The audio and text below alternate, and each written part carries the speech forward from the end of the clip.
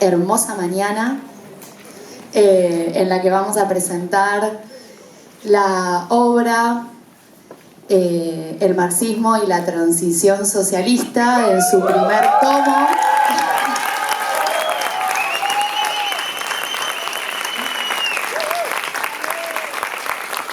Sí, estamos así re felices y manijas. Bueno, es el primer tomo de esta obra que se llama Estado, Poder y Burocracia. Y bueno, es una obra que, por un lado, es un abordaje integral respecto del estalinismo, de esa experiencia histórica y de las lecciones estratégico-revolucionarias que esta experiencia dejó para las revoluciones del futuro. Además, es una obra que tiene un gran aporte en una característica que es novedosa, porque es una obra de la cual no abundan elaboraciones al respecto de esta experiencia inmensa que atravesó la clase trabajadora en la Revolución Rusa y la experiencia del estalinismo, que sin duda deja grandes lecciones.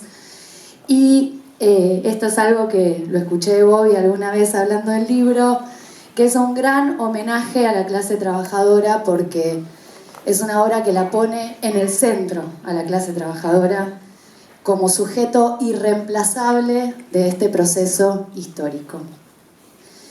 Y bueno, además es una obra que, además de ser hermosa, súper profunda, súper hermosa de leer, y así que te atrapa, tiene, bueno, además de nuestros clásicos Marx, Lenin, Trotsky y Rosa, tiene una gran recuperación de autores anti-estalinistas que han sido olvidados, denostados por la academia, y eso la verdad que es un gran aporte. Y además es, lo último que voy a decir, pero es una obra que tiene muchos elementos de síntesis. Quienes estamos en este partido y apostamos en esta construcción, tiene muchos elementos de síntesis de nuestra identidad, de nuestra formación militante, y bueno, es la síntesis sin duda de una experiencia colectiva también. Así que bueno, también aportar eso, decir eso de la obra, que tiene un gran valor de transmisión de esa experiencia a las nuevas generaciones que nos formamos en esta tarea apasionante que es la militancia revolucionaria. Y bueno, eso es esta obra, que es enorme, que es una bomba a donde llega, y tiene un gran impacto tanto a nivel nacional como internacional, que vamos a estar, y ya estuvimos en distintos países con La Corriente presentando, y la verdad que recién empieza este laburo. Así que bueno, les voy a pedir un nuevo aplauso para esta inmensa tarea.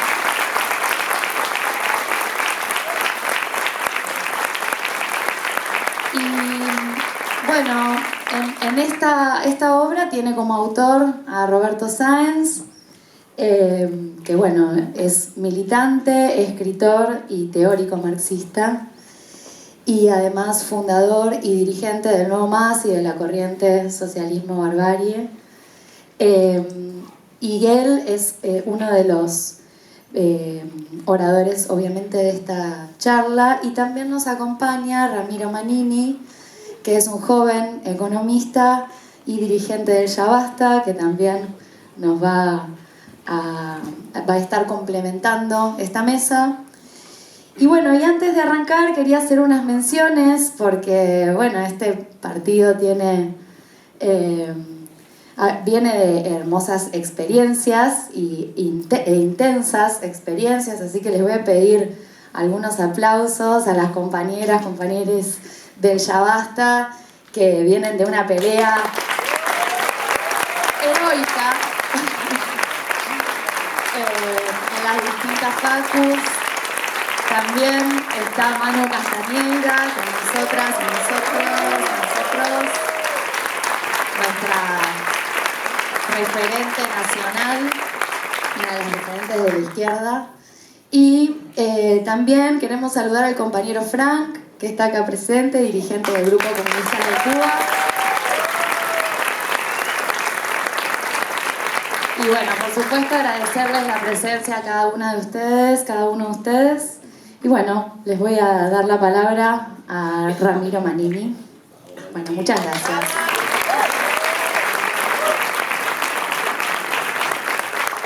Bueno, ¿se escucha, no? Sí. Bueno, a mí me toca la tarea de introducir a Bobby. Tenemos un acuerdo que Bobby cuando quiera arrancar me interrumpe y arranque listo. Voy a tratar de portarme bien. Sí, ya tengo una piba. Tratar, está bien, igual cuando uno escribe un libro de 600 páginas puede ser medio lo que quiera, ¿no? Es un acuerdo que me parece que corresponde. No, yo la verdad para introducir el libro, que lo que quiero sumar un poco es para mí la importancia de estar presentando este libro en este momento, porque estamos entrando en una etapa nueva del mundo, donde se abre una época de guerras, crisis, reacción, barbarie, y nosotros decimos también revoluciones. Y si uno entra a cualquier diario, que yo entras a The Economist, la guerra está al orden del día, todo el mundo habla de la guerra. La crisis también está al orden del día, todo el mundo habla de la crisis. La reacción, la barbarie, la ultraderecha, todo el mundo habla de esas cosas. Y a nosotros nos toca hablar de la revolución, que es de lo que hay que empezar a hablar, ¿no? De empezar a hablar de la perspectiva que los revolucionarios le queremos dar a este siglo XXI. Y para mí, la importancia de este libro en este momento tiene que ver con que para hablar de la revolución en el siglo XXI es hora de que nuestra generación, y lo digo en sentido amplio porque obviamente Bobby y muchos de los que no somos exactamente de la misma generación, pero estamos militando juntos, a nosotros nos toca un poco rendir cuentas de lo que fueron las revoluciones del siglo XX. Y eso no es un capricho. Siempre los revolucionarios han rendido cuentas de las revoluciones del pasado. Marx, Engels se apoyaron muchísimo, estudiaron y rindieron cuentas de la Revolución Inglesa del siglo XVII, de la Revolución Francesa de 1789, de la Revolución Francesa de 1848, de la Comuna de París, de Lenin y Trotsky, también de la Comuna de París, de la Revolución Rusa de 1905. Luego Trotsky, Rakovsky, los dirigentes de la oposición de izquierda, sacaron sus conclusiones hasta donde llegaron antes de ser asesinados por el estalinismo, de la contrarrevolución estalinista en la Revolución Rusa. Y a nosotros nos toca hacer un balance de lo que fue ese enorme siglo XX, donde la clase obrera llevó adelante sus gestas más heroicas, pero también donde sufrió las contrarrevoluciones más sangrientas. Bobby decía en un conversatorio hace algunos meses, una cosa que me pareció muy profunda, la tarea de hacer cuentas con la revolución del siglo XX es una tarea de la clase obrera, de la lucha revolucionaria de la clase obrera. No es una cosa que se resuelva con 1 o 1000 libros o artículos académicos. Es una tarea histórica de la clase trabajadora que tiene que hacer nuevas revoluciones.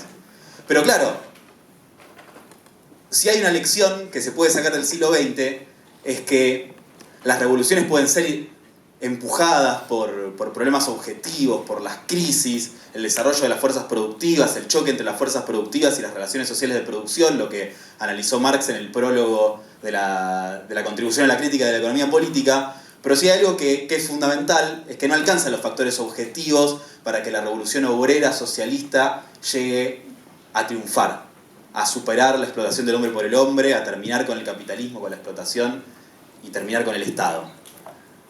Hay una guía también, además de los factores objetivos y la entrada de la clase obrera a la lucha y demás, que son las ideas, que es la política, ¿no? Entonces, claro, la cuenta con el estalinismo la tiene que llevar adelante la lucha de la clase obrera que derrumbe al Estado burgués y también combata la burocracia. Pero también la vamos a llevar adelante con ideas.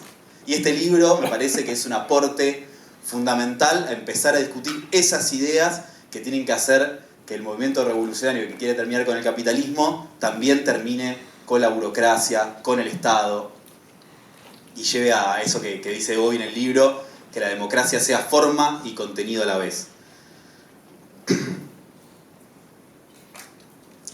Ahí para recapitular un poco, los revolucionarios clásicos sacaron un montón de conclusiones de la Revolución Francesa, porque la Revolución Francesa fue una revolución enorme, popular, ¿no? Donde las masas ingresaron a la historia por primera vez. La historia dejó de ser la historia de los reyes, la historia de los príncipes, de los grandes, de los ricos, empezó a ser la historia de las clases populares que entraban en la lista histórica. Y sin embargo, claro, la Revolución Francesa en un punto, sus grandes consignas, igualdad, fraternidad, no llegaron a completarse, digamos. Fueron, de alguna manera, rebajadas por el carácter burgués de la Revolución, ¿no? La igualdad terminó siendo la igualdad burguesa ante la ley, donde la igualdad significa que somos todos iguales ante la ley, pero los ricos son ricos y los pobres son pobres y tienen que vender su fuerza de trabajo. La fraternidad terminó siendo, bueno, las guerras imperialistas que se abrieron a partir de ese momento. No me acuerdo la tercera consigna de la Revolución Francesa: igualdad, fraternidad. Y la libertad, claro. ¿Y qué fue la libertad de la Revolución Francesa? La principal consigna de la Revolución Francesa terminó siendo la libertad de vender tu fuerza de trabajo, la libertad de que sos libre de vender tu fuerza de trabajo a un capitalista. Esas conclusiones las sacó Marx. Dijo: las tres consignas de la Revolución Francesa son muy lindas, pero en el capitalismo son una estafa. Y para que podamos llevar adelante de manera plena esas tres consignas, hace falta hacer una nueva revolución. Una revolución social que coloque a la clase obrera, a la mayoría de la población en el poder y que derribe, ¿no? Y que derribe el poder de la burguesía. Esas fueron un poco las conclusiones de Marx, de Engels, con respecto a las revoluciones burguesas del siglo XIX. Lenin y Trotsky también sacaron sus conclusiones de las revoluciones burguesas, sacaron la conclusión de que la burguesía ya no estaba dispuesta a hacer más revoluciones en el siglo XX y que era hora de que la clase obrera tome en sus manos la tarea incluso de completar las tareas de la revolución burguesa en los países donde la burguesía no lo había llegado a hacer. Esas fueron las grandes conclusiones de la Comuna de París, de la Revolución de 1848, de la Revolución de 1905. Esas son las discusiones más clásicas, digamos. Pero ahora toca a nosotros hacer el balance de la Revolución Rusa y de la burocratización de la Revolución Rusa, que es el gran aporte, me parece, del libro de Bobby, que es fundamental y que los primeros pasos los empezaron a dar los dirigentes de la oposición de izquierda, Trotsky y Rakovsky, que obviamente fue una tarea inconclusa. Fue una tarea inconclusa porque Rakovsky fue quizás el que llegó más lejos, viviendo en Rusia, ¿no? Mientras Trotsky estaba exiliado. Sacó una conclusión muy profunda, Christian Rakovsky, que es la conclusión de que luego de la contrarrevolución estalinista, luego del proceso de la industrialización acelerada, de la colectivización forzosa en el campo, que fue un proceso contrarrevolucionario brutal contra decenas de millones de familias campesinas, que eran la gran mayoría de la población rusa, Christian Rakovsky sacó una conclusión que es muy importante y que no es parte del acervo del trotskismo en todo el mundo, que es que ese Estado obrero que se había conquistado después de la Revolución Rusa, donde la clase trabajadora había tomado el poder, había dejado de ser tal. Los medios de producción seguían estatizados, y es más, había cada vez más medios de producción estatizados, pero sin embargo el estalinismo había llevado adelante una contrarrevolución tan profunda que ese Estado había cambiado su carácter. Los medios de producción seguían siendo estatales, pero la contrarrevolución estalinista hacía que ese Estado no fuera más un Estado obrero, sino que fuera un Estado burocrático con restos de la revolución. Esa conclusión es recontra profunda. Y te habla de un autor que en tiempo real estaba intentando con las herramientas del marxismo sacar conclusiones acerca de la realidad. Que siempre es lo que intentó hacer el marxismo toda su vida. Bueno, Christian Rakovsky, bajo condiciones muy adversas, termina capitulando y luego es asesinado por el estalinismo, y el trotskismo esa tradición no la continuó.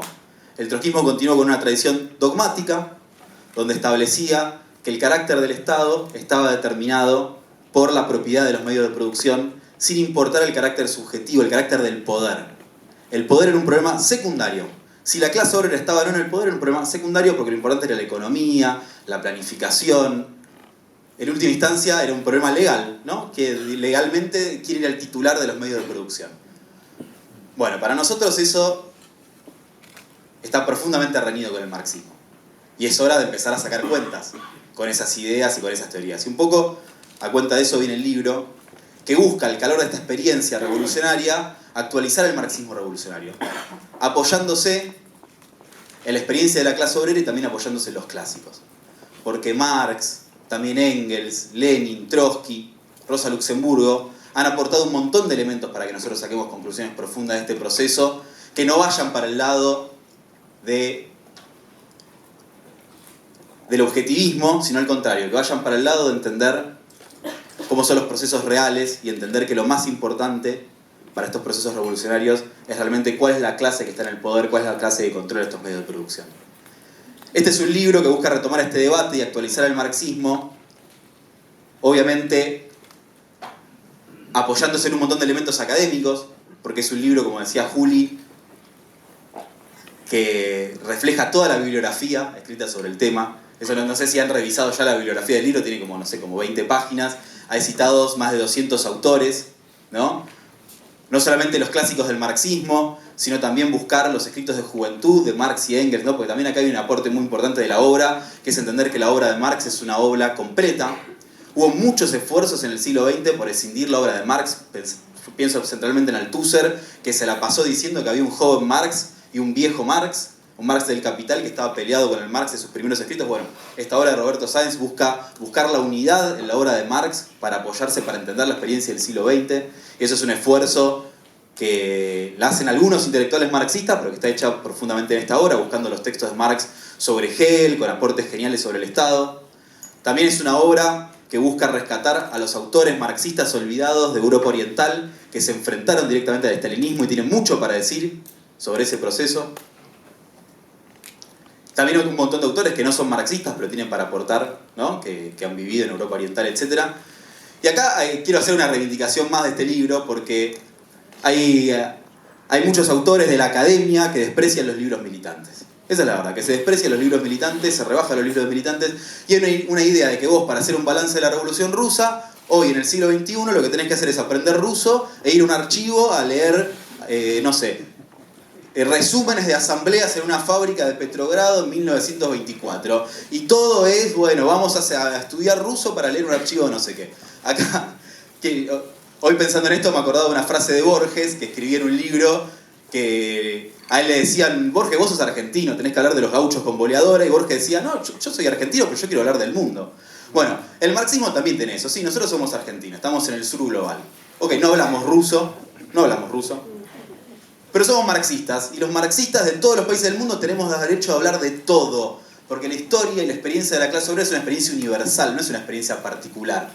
Y acá este libro de Roberto Sáenz, escrito por un militante desde Argentina, tiene derecho a hablar sobre todo, y vamos a ir a llevar el libro a todo el mundo, a patearle el culo a todos esos intelectuales que piensan que tienen que saber ruso para hablar de la Revolución Rusa.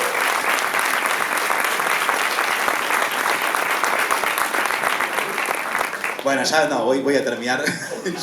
ya voy a ir redondeando. Sí, por eso. Aparte, si no voy me va a sacar el micrófono en un minuto. No, bueno, para terminar eso nada más. Ahora ya los dejo con Roberto para que arranque su intervención. Para mí el aporte de este libro es genial. Es genial y repito lo que dije recién. Las cuentas con el siglo XX las va a sacar la lucha de la clase obrera. Pero la lucha de ideas es fundamental. Porque esa lucha, y esa es la conclusión del siglo XX, la lucha de la clase obrera para terminar con la explotación y la opresión no necesita solamente de los factores objetivos y la crisis y las fuerzas productivas y no sé qué, también necesita esa conciencia. Y este libro es un aporte para eso. Este libro es un aporte para decir: vamos a hacer una revolución. ¿Qué revolución? ¿Vamos a expropiar los medios de producción para que se los apropie una burocracia que explota a la clase obrera en su propio beneficio? Porque si hay una lección del siglo XX es que la clase obrera, cuando va a tomar el poder, no tiene solamente el enemigo de la contrarrevolución, que le quite el poder para restaurar el poder del capitalismo. El gran enemigo de la clase obrera cuando hace su revolución es que la clase obrera no tiene experiencia de dirección, no tiene experiencia de tomar el poder, es el último orejón del tarro. El mayor enemigo de la clase obrera es la burocratización. Y este libro viene a hacer un aporte en ese sentido. ¿Cómo vamos a hacer una revolución y cómo vamos a fusilar a todos los burócratas? Así que bueno, lo dejo a Roberto.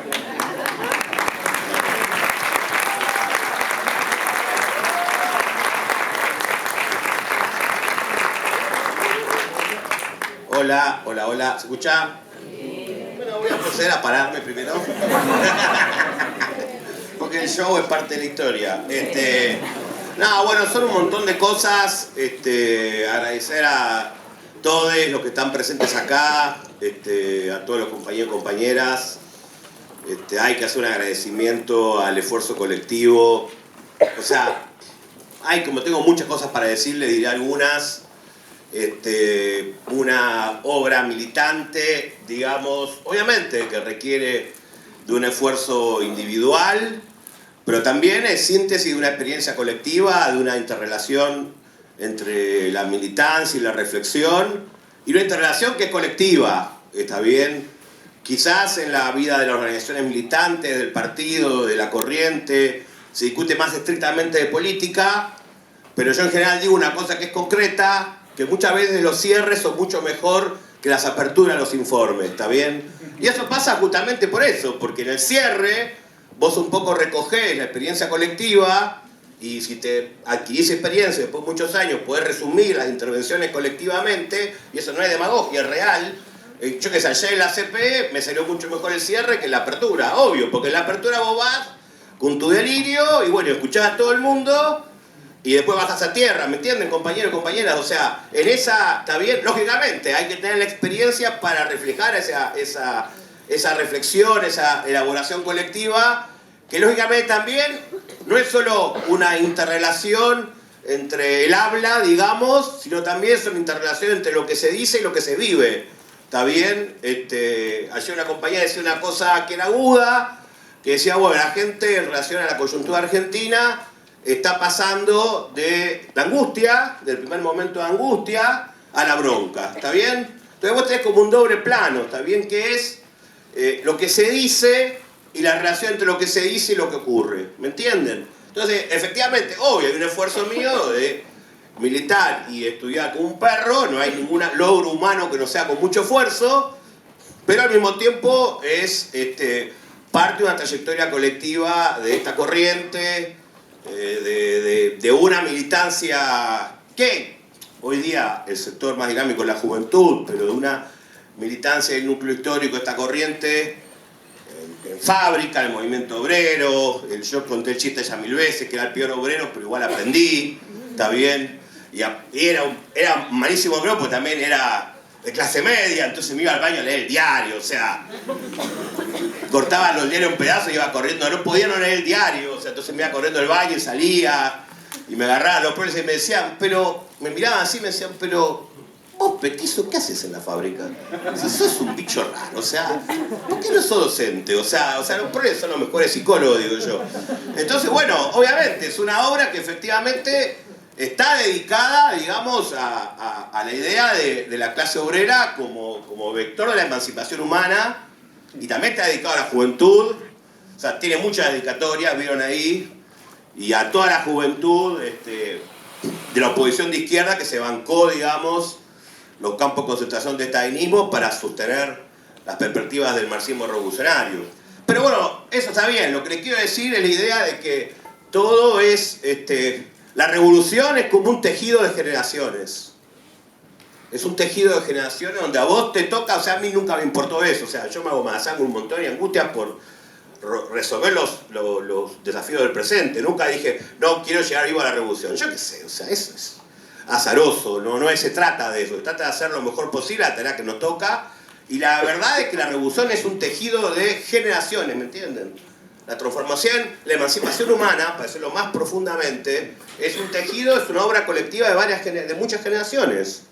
Porque es la obra más grande de la humanidad, o sea, emancipar de toda relación de explotación o opresión de la humanidad. Entonces, también en ese sentido se entiende como tejido de generaciones, de que obviamente es colectiva. O sea, aunque en esa experiencia colectiva, por la combinación de factores objetivos y subjetivos, haya en determinados momentos ciertas subjetividades que marcan un salto en calidad. Pero igual también eso es relativo, porque vos podés mandar un salto en calidad porque dijiste una revolución, o podés marcar un salto en calidad porque aportás al desarrollo del marxismo, etc., ¿no?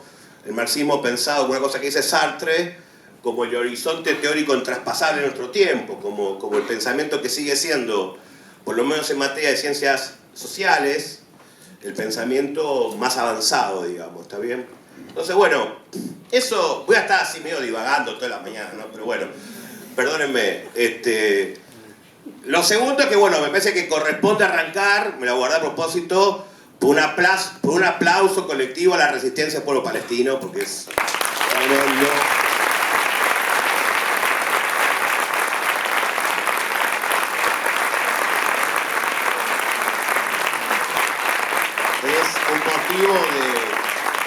de lucha y de reflexión que habla de lo que es el mundo hoy, en sus dificultades, pero también en su capacidad de resistencia. Después lo voy a retomar. Y lo tercero es que, bueno, la idea, yo no sé cuánto tiempo me va a tomar esto, la idea es que sea un conversatorio, en el sentido de esa cosa que estamos haciendo ahora, que sí, porque en realidad es como yo también puedo hacer el coso de John Cage, que es el, ¿cómo se llama? Marce me hace acordar, ¿cómo se llama? El coso del concierto del segundo, ¿cómo era? El concierto de John Cage. ¿Ustedes saben cómo el concierto de John Cage? 4.33, ese, o sea, John Cage abría el piano, no importa, ¿no? Capaz que abría el piano, tocaba una tecla, o no tocaba nada, y hacía silencio.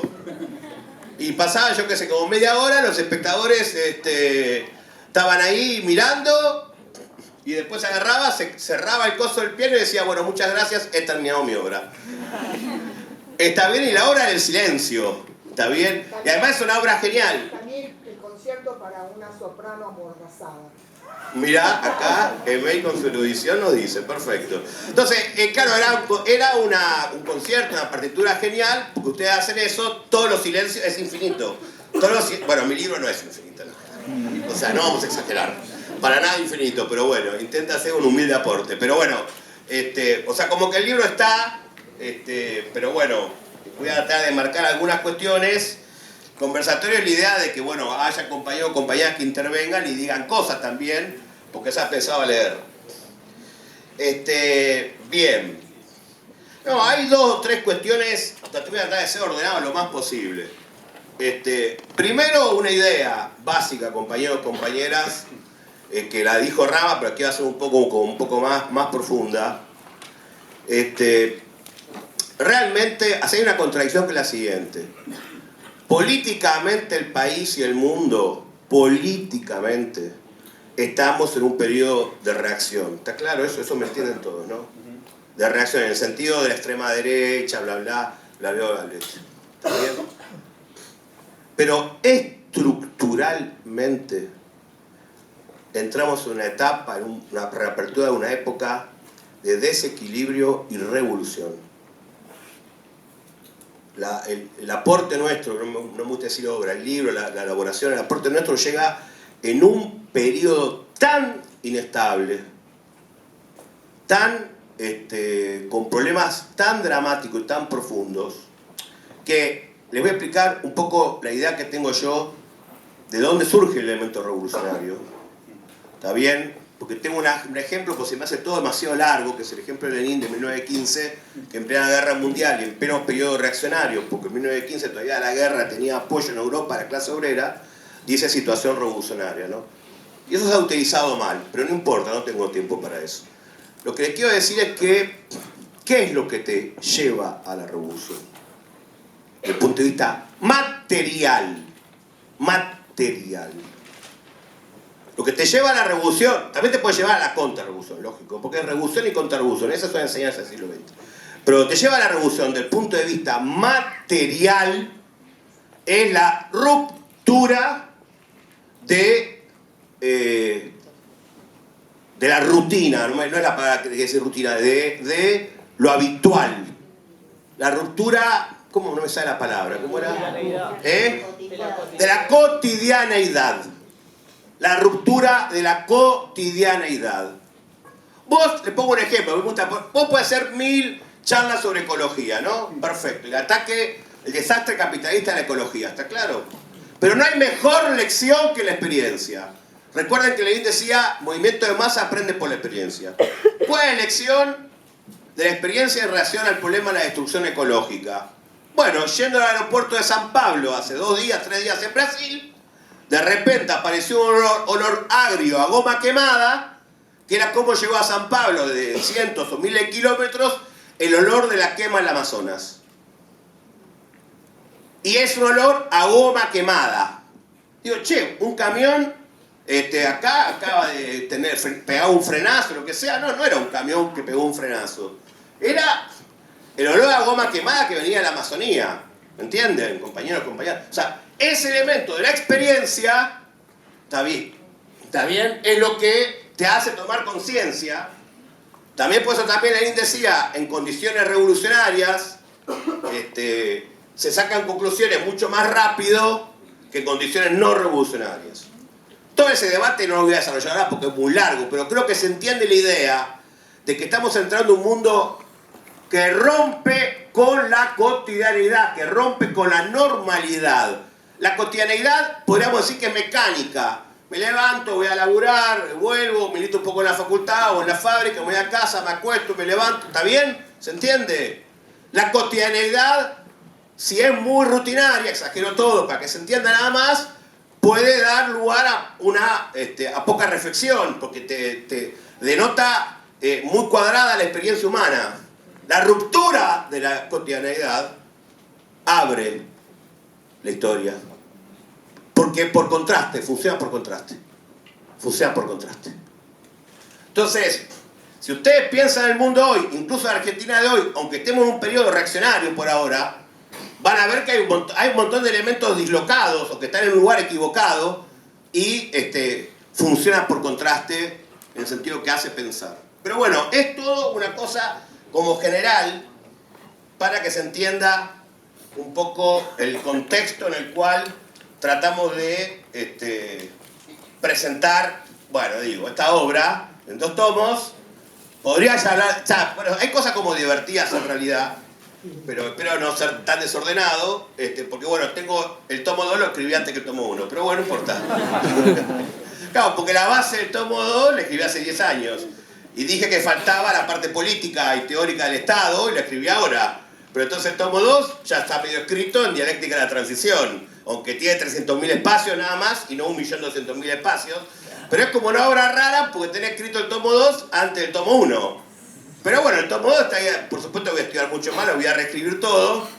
Pero bueno, si quiero ver a más o menos qué pelotudez se dice Bobby en el tomo 2, agarran el texto dialéctica de la transición, plan, mercado y democracia obrera, y ahí está la base del tomo 1. Lo que pasa es que en el medio hubo un montón de líos, inteligencia artificial, etcétera, hay que actualizar. ¿Está bien? Pero bueno, hasta ahí es todo lo introductorio. Voy a tratar de decirle algunas cosas más ordenadas sobre el texto y menos evidentes, digamos, ¿no? O más generales. Primero hay una cosa así que es la siguiente. Hay una cosa que es hay una cosa histórica fundamental en el libro y que delimita la revolución socialista a las revoluciones anteriores, que es la relación entre, como se dice en inglés, estructura y agency, y agencia y subjetividad. ¿Está bien? Hay una cosa que es la siguiente, que el nivel de reactuación humana sobre la sociedad y la naturaleza nunca ha sido tan alto como ahora. ¿Me entienden esta idea, compañeros? Nunca ha sido tan alto como ahora, desde el punto de vista objetivo e incluso potencialmente desde el punto de vista subjetivo. ¿Está bien? Hay una frase que yo dije en otros conversatorios que si me sale bien, que está muy buena, que es de Dialéctica de la Naturaleza de Engels, que dice, lo voy a ayornar al siglo XXI, con la humanidad entramos en la historia. En el caso de los animales, también hay historia, y la historia natural, la naturaleza también tiene historia. Pero en el caso de los animales, la historia se hace para ellos, porque no son conscientes de lo que hacen, ¿se entiende? Pero en el caso de los humanos, entramos en la historia porque potencialmente podemos cambiar la sociedad e incluso podemos cambiar nuestra naturaleza circundante conscientemente. Y la podemos cambiar conscientemente para bien o para mal. ¿Me entienden, compañeros? Es evidente que los primeros homínidos no podían cambiar la sociedad ni la naturaleza. Pero por el desarrollo desigual y combinado de la experiencia humana, hoy, conscientemente, la humanidad explotada y oprimida tiene una capacidad de transformación o de destrucción como jamás hubo en la historia. ¿Me entienden, compañeros y compañeras? Eso funciona para lo bueno y para lo malo. Para lo malo funciona con Putin, por ejemplo, amenazando con tirar armas nucleares en países no nucleares, por ejemplo en Ucrania, etcétera, etcétera, etcétera. Dicho conscientemente. ¿Me siguen, compañeros? Para lo bueno funciona en que la revolución socialista y la transición socialista es un esfuerzo consciente en condiciones determinadas de transformar la realidad humana. ¿Me siguen? De operar una transformación social, de luchar contra las condiciones materiales de explotación y de opresión que siguen presentes en la transición. Ahí entra toda la reflexión de Marx sobre el problema de revolución consciente, planificación, la crítica al mercado como espontáneo. ¿Me siguen esta idea? No sé si me siguen, pero bueno. El mercado como orden espontáneo, dicho muy mecánicamente que me entiendan. El mercado como orden espontáneo y la planificación económica como orden racional, planificado. ¿Me siguen esta idea? Pero la idea igual es más profunda.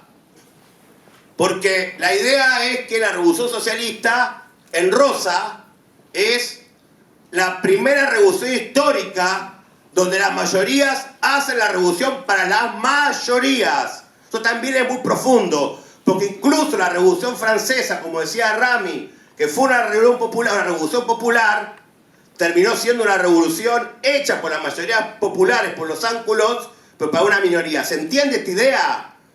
Ha habido las grandes revoluciones burguesas y otras revoluciones donde ha habido participación popular, pero no fueron revoluciones de la mayoría para la mayoría. ¿Siguen la idea? En el sentido de que el nivel de desarrollo político, cultural y material permitiría o permite elementos, la teoría política del marxismo, que es la teoría de la autoemancipación y la autodeterminación. Y autoemancipación y autodeterminación, que en nivel de abstracción menores se combina con el partido, quiere decir desarrollo humano autoconsciente. En castellano, que cada persona, cada compañero y cada compañera valen. En castellano es eso. Que cada persona, cada compañero y cada compañera valen, tienen valor. Por supuesto, en la guerra civil hay que sacrificarse. Hay que fusilar o hay que morir en el frente de guerra. No puede ser una revolución, digamos, pequeñburguesa sin sangre. Pero esa dialéctica no tiene nada que ver, los compañeros más grandes lo van a entender, no tiene nada que ver con la lógica objetivista de la revolución, que prevaleció en el siglo XX con la definición que decía revoluciones socialistas objetivas, como revoluciones que se hacían solas, que se hacían con una base eventualmente popular, digamos, de masas, pero no consciente, sin una dirección consciente, sin protagonismo consciente de los explotados oprimidos. Me parece que esto es un poco un lío, pero es una cosa que si leen el libro, si me preguntan, capaz lo puedo explicar mejor, cruza toda la obra. ¿Está bien? Cruza toda la obra. No sé cómo hacer ejemplo. Tengo una idea. Claro, lo que pasa es que es una obra, intenta ser humildemente una obra teórico-política. Compañero y compañera, la idea del sujeto y de la individualidad del individuo, en el sentido no burgués, sino en el sentido universal, es una idea del Renacimiento. Es matar a Dios, compañeros. Claro, la idea del sujeto es una idea del Renacimiento, es una idea de matar a Dios, de la razón. Entonces, se hace capaz un poco teórico, demasiado abstracto para la charla, pero a ver si se me ocurre otra manera de decirles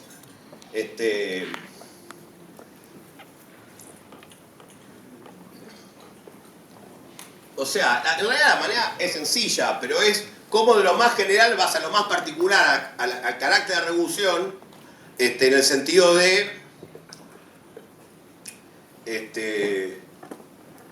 de reactuación humana consciente sobre la realidad. ¿Está bien? En ese sentido. En el sentido no de la mera espontaneidad, etcétera, sino de una reactuación humana consciente donde vos tomás en tu mano las tareas y cambiás la realidad. Igual creo que no se termina de...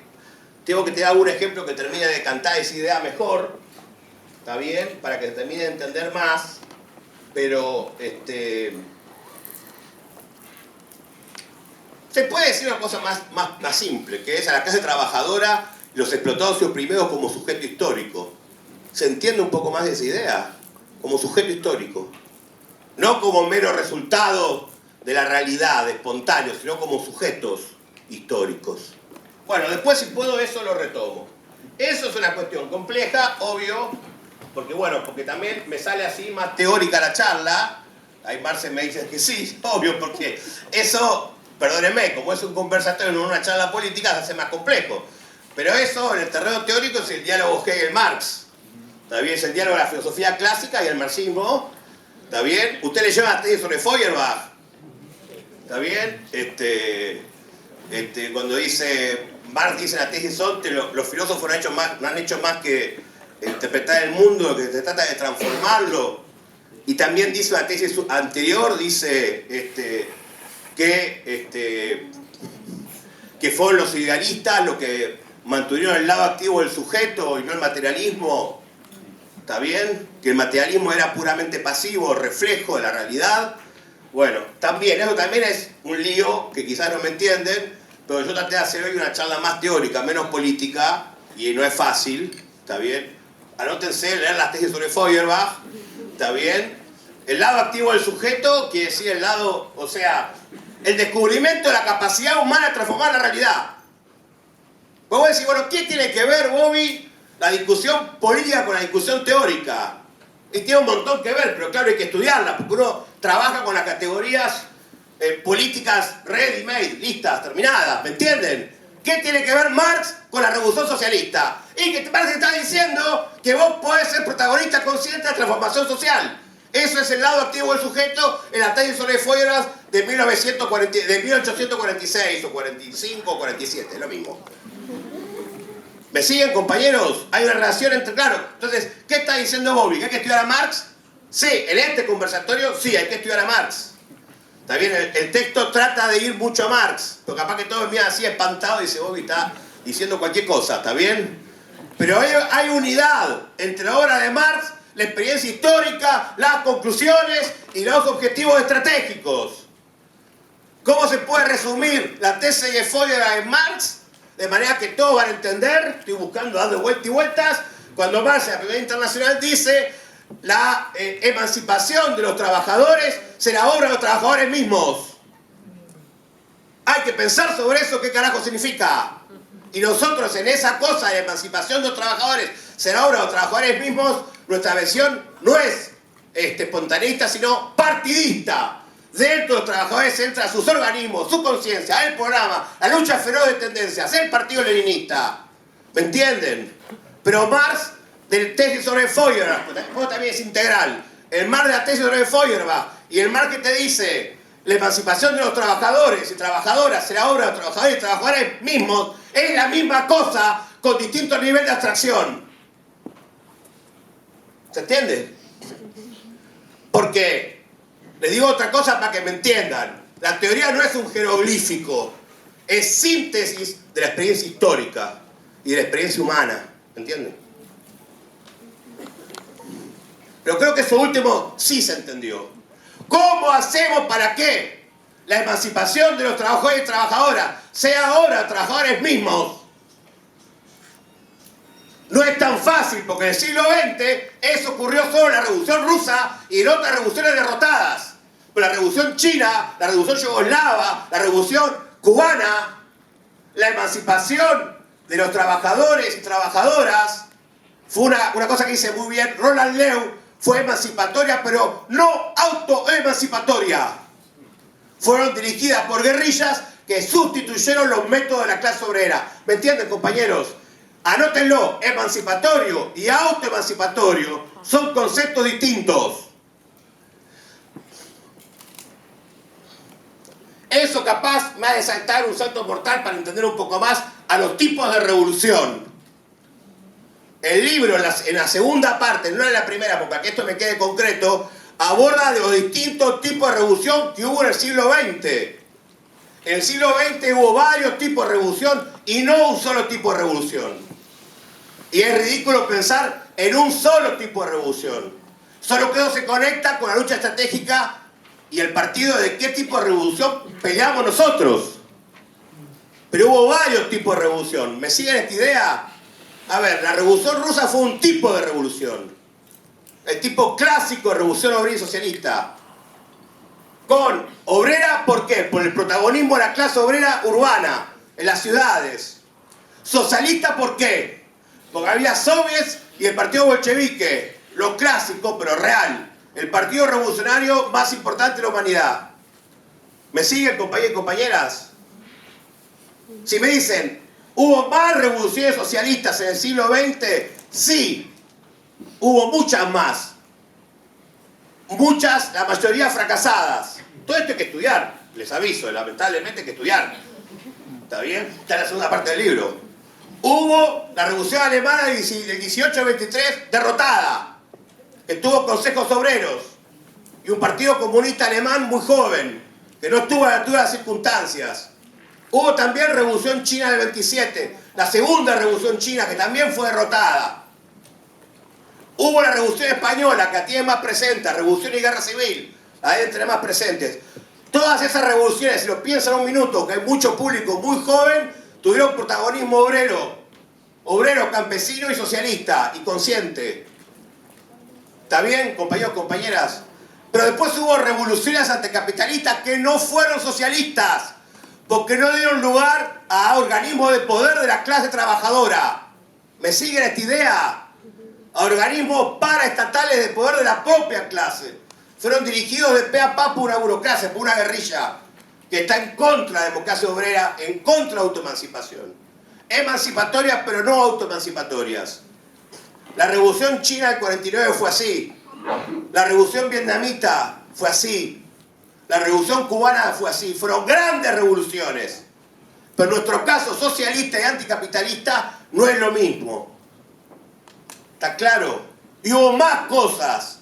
En el contraste me van a entender. No sé cuántos saben de historia. En el este europeo hubo expropiación de la burguesía sin revolución, con ocupación del ejército rojo. Burocratizado.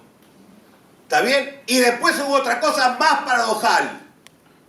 Hubo expropiaciones de la propiedad privada contrarrevolucionarias.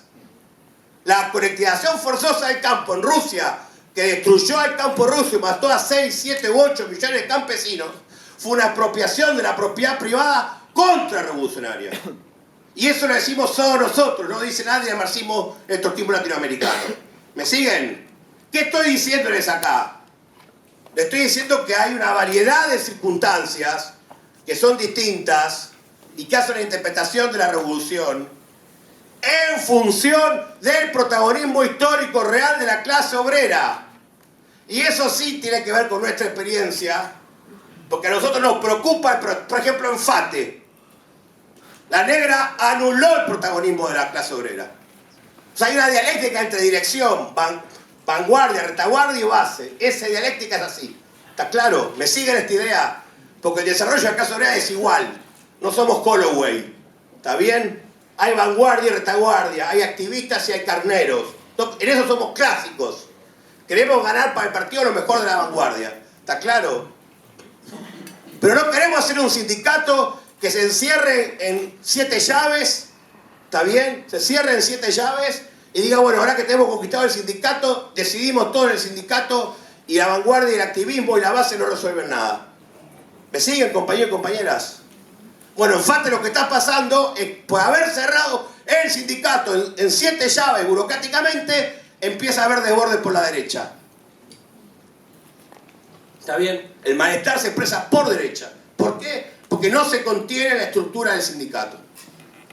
Entonces, estos temas son delicados. Capaz que desarrollarlos así da laburo. Por eso hay un problema que es el siguiente. Yo pensé, hay que leer el libro. Primero hay que comprarlo. Primero hay que gastarse los 30.000 pesos, sí. Porque Argentina es un afano. Ahí te entra Milei, ¿no? La realidad entró por la plata. O sea, la realidad entra. Primero hay que comprarlo. Después, claro, no es una charla política, es más difícil. Si hago una charla política, más lo que hablamos todo el tiempo. Si hago una charla teórica, voy a hablar jeringoso. Entonces, bueno, es así. O sea, si hago una charla de títulos, bueno. Entonces, el problema es, hasta ahora he podido hablar de un solo tema. En realidad, estoy buscando la vuelta para que se entienda un solo tema, porque igual la charla es teórica, compañeros. No voy a salirme de ahí. O sea, por ejemplo, ¿cuántos de acá han leído Dialéctica de la Naturaleza de Engels? Levante la mano. Bueno, Marce, obvio. Bueno, no muchos. Capaz que la mayoría ni saben qué es. Bueno, la frase que yo digo con los seres humanos entramos en la historia es muy aguda, que es una frase que en realidad está tomada de Vico. Jean-Baptiste Vico, que de 2 siglos antes, o 2 siglos antes, no sé si han leído Jean-Baptiste Vico, pero insisto, es una charla teórica esta. Jean-Baptiste Vico dice, la historia la podemos conocer porque la historia la hacemos nosotros. La naturaleza la hace, vaya a saber quién. O sea, yo qué sé, Dios, no sé quién. No me importa. O sea, ¿quién hizo la naturaleza? ¿Quién hizo el infierno? Yo qué sé, o sea, no me preguntes eso. No solamente a Vico, tampoco se pregunta a Bobby. O sea, bueno, no sé, no somos ateos, obvio, pero bueno, ¿quién lo hizo? Yo qué sé quién lo hizo. Se hizo, yo qué sé, se hizo. Está bien, hay toda una reflexión de Engels en Anti-Düren sobre el infinito. O sea, el infinito, que el infinito, que el infinito. También en Hegel, sobre el infinito bueno, el infinito malo, y puede así hacer metafísica, ¿está claro? Pero Vico dice, no me hinchen, ¿cómo lo puedo decir? No machistamente, no sé, no me hinchen los zapatos con la naturaleza, pero la historia la hacemos nosotros, ¿está bien? La hacemos los humanos. Claro, hay un registro interesante, ¿lo entienden, compañeros? O sea, hacemos distinta la historia nosotros que la cucaracha. Sí, es evidente que sí. ¿Está bien? Hay otro concepto, digo, estoy re teórico, pero lamento, un concepto de Labriola, maestro teórico de Trotsky, aunque por escrito, que dice, hay una doble naturaleza. La naturaleza natural y la naturaleza artificial. La naturaleza artificial es la naturaleza creada por los seres humanos. Yo qué sé, las ciudades, ¿me entienden? No vienen con la naturaleza. La hizo la humanidad. Y me acuerdo por qué me metí en esto ahora. Ya empezó los problemas. ¿Dónde venía?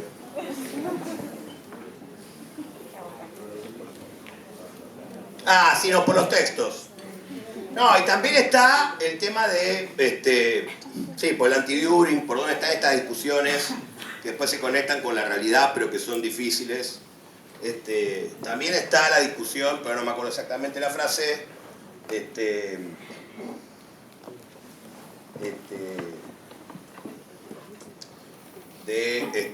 bueno, no importa, eso no me voy a acordar, no se preocupe. Bueno, entonces, el problema que hay acá, un poco más general, y son todos demasiado jóvenes, que la teoría de la revolución que dominó el trotskismo en la posguerra, lo que se era una teoría de la revolución objetivista. La revolución se hace sola. Tampoco van a entender eso. Es una teoría de la revolución por la cual, lo voy a decir en sencillito, en el marxismo, la síntesis es un producto de actuación de elementos objetivos y subjetivos. ¿Me siguen esta idea? Ni puramente objetivos, ni puramente subjetivos. Se lo voy a decir de otra manera. La ley de la economía, tampoco lo van a entender, pero no importa, con Karel Kosik. Las leyes de la economía, ¿son objetivas o subjetivas, Bobby? Entonces Bobby dice las dos cosas. No, bueno, pero la macroeconomía, yo qué sé, sí, obvio. Pero Karel Kosik dice, la economía es una forma de hipostasiar la acción humana. O sea, ¿quién está detrás de la economía, compañeros? La naturaleza. ¿La economía funciona como sale el sol? ¿O como sale la luna? ¿O como llueve? No. Pero aparentemente también tiene una objetivización, no funciona la economía.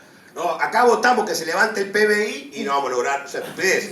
La resolución del nuevo MAS, descubrimiento revolucionario, votamos elevar el PBI 10%. También hicimos un congreso para votar, levantar el Producto Bruto Interno. Votamos todos y somos un grupo de estúpidos. ¿Me entienden esta idea? En la economía política, la acción humana está perdida porque es su producto un montón de acciones, ¿está bien? Bueno, ¿me sigue la idea mínimamente? Esa idea para la economía, digamos así vulgarmente, puede funcionar. No funciona para la revolución. ¿Me entienden esta idea? Es inconcebible la revolución sin la acción de la clase obrera, sin los organismos de poder, sin sangre, sin guerra civil, sin partido revolucionario, sin militantes, sin cuadros. ¿Me entienden, compañeros? La idea de revolución que había en la posguerra era una idea objetivista. La revolución se hacía sola, mecánicamente, espontáneamente, objetivistamente. Pero eso muchos jóvenes ni siquiera lo conocen. Entonces es como difícil.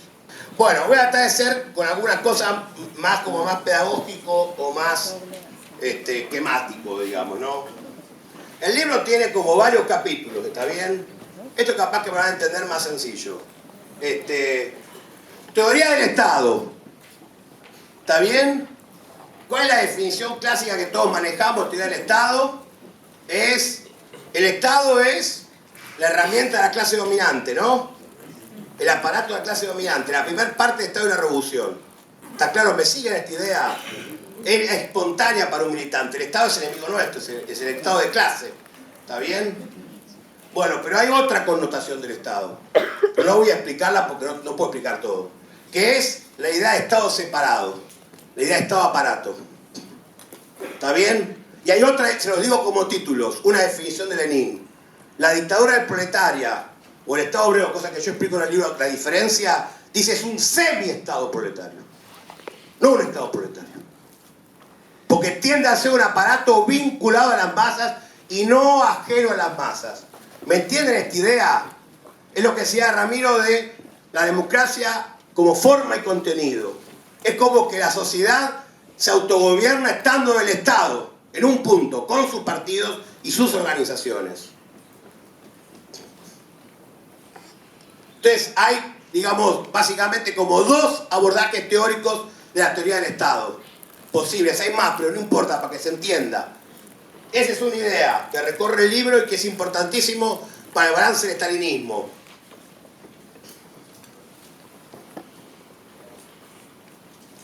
Después, la otra idea, ya se la dije, pero la repito de vuelta que para que se la graben. Anticapitalismo y socialismo son cosas distintas. Revolución anticapitalista y revolución socialista son cosas distintas. ¿Está claro? Estratégicamente nuestra lucha es por la revolución socialista, con el protagonismo del partido de la vanguardia de las masas. ¿Está bien? Y con el poder de la clase obrera. Con los medios de producción en las manos de la clase obrera. Es otra idea, pasa que hay muchas ideas, también, pues esa idea es fundamental. Rami la sintetizaba diciendo una cosa que también capaz que los veo así como muy callados, que es ¿qué es lo que define el carácter de clase del Estado en la transición? Para que quede así, después lo estudian, para la corriente. Socialismo barbarie lo define la clase que está a cargo del Estado. O sea, que la clase obrera esté a cargo del poder, con sus partidos y organismos. No si la propiedad es estatal o no es estatal. Eso no es lo que define. Después lo voy a ver si lo puedo explicar también eso. Sí, bien acá. Lo expliqué en una charla hace varios años. Otro elemento importante. Pero lo pregunto. ¿La propiedad privada de quién es? Con esto va a entender lo anterior. ¿De quién es la propiedad privada? ¿Eh? Perfecto, la propiedad privada es del empresario, así como de cuestión natural, ¿está bien? La propiedad de Techint es ¿de quién es? Pablo Roca, perfecto. La propiedad pública, ¿de quién es? Del Estado. Del Estado. ¿Y el Estado de quién es? ¿Y por qué no? Si somos todos no nos reiríamos. O sea, la propiedad de Techint es de Pablo Roca. La propiedad pública, ¿está bien? Como dijo alguien de ahí, es del Estado. Cuando preguntamos al Estado de quién es y alguien dice somos todos, todo el mundo se caga la risa. ¿Está bien? Bueno, ahí hay un problema teórico. ¿Me entienden, compañeros? Hay un problema teórico. En los países del este de Europa ya decían lo siguiente: la propiedad que se declara de todos no es de nadie y se la afana al más vivo. Esa es la definición, ¿está bien? Claro. ¿Por qué, compañeros? Esto sí se entendió, está bueno. Todos se cagaron de la risa. ¿Por qué? ¿Cómo sería que la propiedad estatal, es propiedad de los burgueses, no la propiedad de los niños, yo qué sé, ¿se entiende eso? Fuera realmente de todos. Cuando no te cagas de risa te dicen que es tuya. Cuando no te cagas de risa, muy bien, Marcelo Junior, gran reflexión teórica. Cuando no te cagas de risa, que dicen que es tuya. Porque si no es tuya, te dedicas a afanar al Estado porque no tenés con qué vivir. Y eso es lo que pasa en Cuba y pasa en todas las sociedades burocratizadas. Todo el mundo afana para sobrevivir. ¿Por qué? Porque considera que esa propiedad no es de él. Y tiene razón. ¿Por qué? Porque el Estado no está en manos de la clase obrera. ¿Me entienden, compañeros y compañeras? Consideran la propiedad ajena y es ajena. Porque es de todos, pero no es de nadie. Porque la clase obrera no controla ese Estado. ¿Me entienden esto? Entonces es muy distinta la propiedad privada que la propiedad estatal. Y decir que la propiedad estatal per se es propiedad obrera está mal, porque es por la negativa. Y Marx dice, la obra de la revolución es negativa y positiva. Destruye el orden anterior de cosas y crea un nuevo orden de cosas.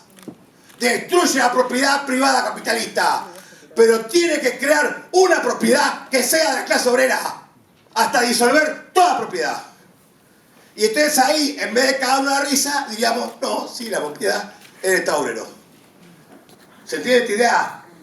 Ese punto es clave, está en el libro.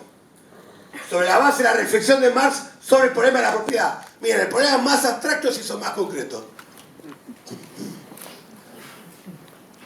Y se entendió más. Ese es otro elemento. Para la corriente del socialismo de barbarie, el carácter del Estado en la transición viene dado porque la clase obrera tenga el poder del Estado. Si la propiedad estatizada es mayor o menor, es táctico. El problema es quién tiene el poder, ¿se entiende? Y el problema que hubo en Cuba, el problema que hubo en Yugoslavia, el problema que hubo en China, pero en Cuba también porque está Frank, es que el protagonismo del pueblo que existió estaba absorbido por el protagonismo de Fidel, que era una figura antiimperialista, pero había un problema. Se lo digo de manera práctica. Hablaba a discurso de 36 horas. O sea, si Fidel habla 36 horas, y yo me voy a dormir, boludo, o sea. Está bien que los dirigentes hablen un poco más porque es un producto del desarrollo igual y combinado, yo qué sé, pero 36 horas seguidas es medio raro. O sea, yo no recuerdo ningún discurso de Lenin que dure 36 horas. Y ese elemento subjetivo es importante. Lenin era humilde, compañeros. Fidel era una figura carismática. Es muy distinto. Algo de carisma hay que tener. Pero Lenin no era carismático. Y es muy distinto. Fidel era extra carismático. Y ese elemento subjetivo representaba algo objetivo. Él era la encarnación de la revolución. Eso no funciona. El partido puede ser hasta cierto punto el partido, el colectivo, la encarnación. Pero la encarnación más grande de la revolución es la clase obrera. ¿Se entiende? Trotsky dice, los aparatos, las masas son siempre más grandes que los aparatos. Ahora, ahí hay un contrapunto. Un contrapunto dialéctico casi por la posición del vértice. La masa sin partido no van a la esquina. Un contrapunto dialéctico fundamental. Hay un elemento, para decirlo extremadamente jacobino, terrorista en la revolución, que es la selección de cuadros y de base y de organizaciones para construir el partido revolucionario. No hay movimiento obrero sin lucha de tendencias. No hay democracia obrera a la violeta, es con lucha de tendencias. Marx se enfrentó mortalmente a Bakunin y mandó a disolver la Primera Internacional para que no se la quede Bakunin. Los bolcheviques se enfrentaron mortalmente con los mencheviques. No hay soviets sin partido, como dicen los anarquistas. No hay clase obrera sin ideas. Y todo grupo de personas alrededor de una idea es un partido. Y eso remite a la política. La definición de Engels de que en la transición la política se transforma, o sea, la dominación de las personas se transforma en la administración de las cosas, está mal. Engels está equivocado. Se acaba la dominación de las personas, pero la política continúa como discusión sobre los problemas generales de la sociedad y como lucha política. ¿Me entienden esta idea? Sin partido no hay nada. El total dialéctico es que sin partido no hay nada y sin masas tampoco hay nada. O sin masas no hay partido, pero sin partido no hay masas. ¿Qué querés vos? Bueno, ¿qué querés que te diga? O sea que entonces vos tenés que hacer un salto mortal dialéctico a su opuesto. De las masas al partido. Saltás a la dialéctica, a la contradicción y a la síntesis, revolución socialista. Entonces, en realidad sí, no porque es un chiste, pero sí, habría que hacer un tomo 3.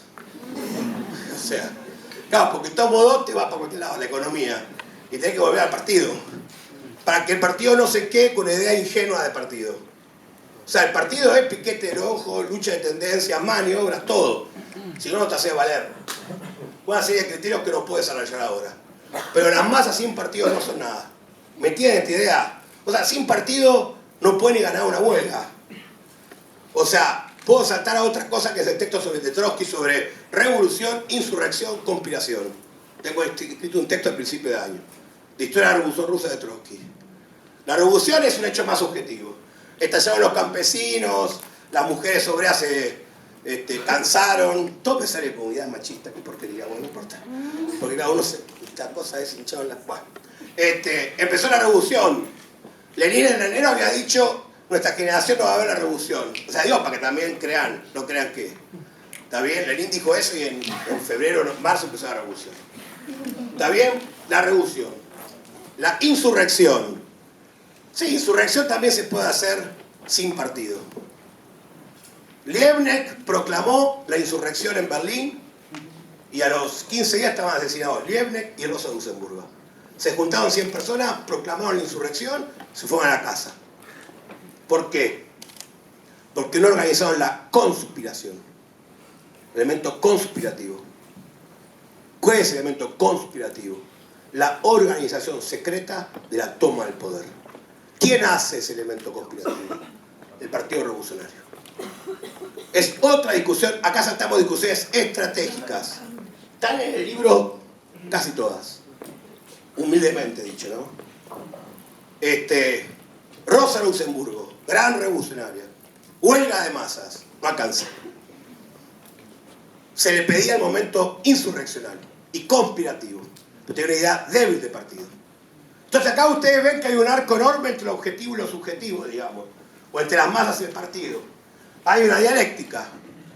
Hermosa palabra, efectivamente. Hay una dialéctica. El mecanismo de la subjetividad de la clase obrera es un mecanismo complejo, ¿me entienden? Que combina determinaciones complejas. Y esta discusión tiene inclinada la vara, como toda discusión. Daniel Kossig decía, todo debate y toda polémica es unilateral. ¿Me siguen esta idea? Es importantísimo. Es unilateral. ¿Me entienden esta idea? Toda afirmación que es una negación, o afirmar es una negación. Lo de Spinoza, ¿no? Toda afirmación es una negación. Pero bueno, este libro es anti-estalinista. ¿Me siguen, compañeros y compañeras? Es contra la burocracia. Entonces tiene un ángulo muy democrático. Lo agarrás así, es otro libro que se llama, qué sé, El Partido Cuchuflito, y va a tener otra inclinación. ¿Está bien? Otra inclinación. Y además, esta obra también agarra socialdemocracia, pero agarra más al estalinismo, que es la organización traidora. Las dos burocracias son la organización traidora en el seno de la revolución anticapitalista, el estalinismo, o la organización traidora en el seno de la democracia burguesa o el capitalismo, la socialdemocracia. ¿Está bien? Como toda determinación es una negación, hay unilateralidades. ¿Me siguen, compañeros? No sé unilateral, pero al mismo tiempo no sé eclécticos, es muy difícil. Después hay otra cosa, bueno, pues son todas cosas difíciles, maldita mente. ¿Está bien? Son todas cosas complejas, porque si, bueno, vos y la burocracia, entonces ¿qué fue? ¿Cómo puede ser simpático, no? Bueno, pero capaz que se entiende. Las clases sociales, ¿dónde se forjan? ¿Dónde se forja naturalmente una clase social? En las huelgas. No. No se forja en las clases en las huelgas. Se forja en la conciencia de clase. Pero la clase como fenómeno estructural. Las relaciones sociales producidas. En el trabajo. Perfecto. ¿Quién dijo en el trabajo? Perfecto. Jaime. Muy bien, Jaime. ¿Quién es Jaime? Ok. Quiere decir Jaime en la economía, ¿no? ¿Está? ¿Y la burocracia? ¿Dónde se forjan? En el Estado. Y entonces vos qué decís, clase política de Jericoso, no se entiende nada. Clase política es, que está en el texto, no voy a explicar la idea de clase política, voy a explicar, se va a entender el ejemplo nada más. Una cosa rara que forja sus privilegios y le da una cierta estabilidad, no de la economía, sino del Estado. Eso se entiende, ¿no? Bueno, eso es un manejo dialéctico y no mecánico del marxismo. Pero el manejo dialéctico y no mecánico del marxismo sirve por una cosa mucho más sencilla, no ser una secta. ¿Me entienden esto, compañeros y compañeras? Pensar la realidad con nuestros propios ojos, no ser doctrinarios, ser clásicos pero no doctrinarios. ¿Se entiende esta idea? No repetir como leo las cosas, sino pensarlas, aprender a pensar. ¿Qué es esto? Aprender a pensar. Ah, mira, una capa social privilegiada que no es una clase, pero se forja del poder y no de la economía. ¿Cómo puede ser? Bueno, estudiémoslo. ¿Cómo puede ser? No, es una burocracia y un epifenómeno, porque lo decía Trotsky, bla, bla. Bueno, eso no es pensar nada. ¿Está bien? El libro lo que trata de ser es... Se podría poner una imagen, igual está muy en la tapa de mí. Se podría poner un loro y poner una cruz diciendo no a los loros. Sí, la tapa, buenísimo, capaz que vende mucho más que la tapa de mí. Para el tomo 2 vamos a hacer un loro con una cruz. ¿Está bien? Bueno, no. Trata de no ser un loro con una cruz. Trata de transmitir una cosa elemental, que es, cuando estás tratando de construir una organización revolucionaria, humildemente, una todavía pequeña organización revolucionaria y pequeña corriente, es también transmitirle a la militancia la capacidad de pensar. Porque eso es una cosa importante. Lo que nos interesa muchísimo a nosotros es que todos los compañeros y compañeras se desarrollen, cada uno su punto fuerte, y aprendan a pensar. ¿Está bien? Ahora, si vos sos un doctrinario, vas a enseñarle a todo el mundo a repetir como loro una idea. ¿Me entienden? Y eso no es solamente porque se nos ocurrió por Marx, Engels, sino también es por la experiencia del estalinismo. ¿Está bien? En el estalinismo, digo una o dos cosas más y termino. Una de las críticas grandes del estalinismo es que el estalinismo disuelve... Ustedes han leído, seguramente varios de ustedes, El señor que amaba a los perros, de Padura. ¿Eh? Bueno, el hombre. No me pidan refranes, todo que digo cualquier cosa. Capaz que digo el loro que amaba a los gatos, yo qué sé, de Padura. ¿Cómo el loro que amaba a los gatos? Sí, el loro que amaba a los gatos. Bueno, ¿cómo es el hombre que amaba a los perros? Que tiene una frase que es muy buena, discutiendo con lo que se llama heroísmo burocratizado. Es una frase de Ben Said, un intelectual marxista, que es aquella gente heroica que creía en el estalinismo. Que es el tipo mercader. ¿Está bien? Heroico no importa, componen por eso. Entonces dice, a mí me enseñaron que la persona no es nada, que la masa es todo. Bueno, pero eso es la experiencia del este europeo. Eso dice Kurom y Mozelensky. Dicen, en los grupos colectivos del estalinismo no valíamos nada. Lo que valía era el todo. ¿Está bien? ¿Y el todo qué era? Y el partido estalinista. El todo de la burocracia, ¿me entienden? Y dice, ¿eso qué tiene que ver con la frase de Marx? Que la medida que el desarrollo de cada uno da la medida del desarrollo de todos. ¿Me entienden esta idea, compañeros? La dije un montón de veces. Y a veces el desarrollo de cada uno da la medida del desarrollo de todos. Es una cosa que parece anti sentido común del marxismo, ¿no?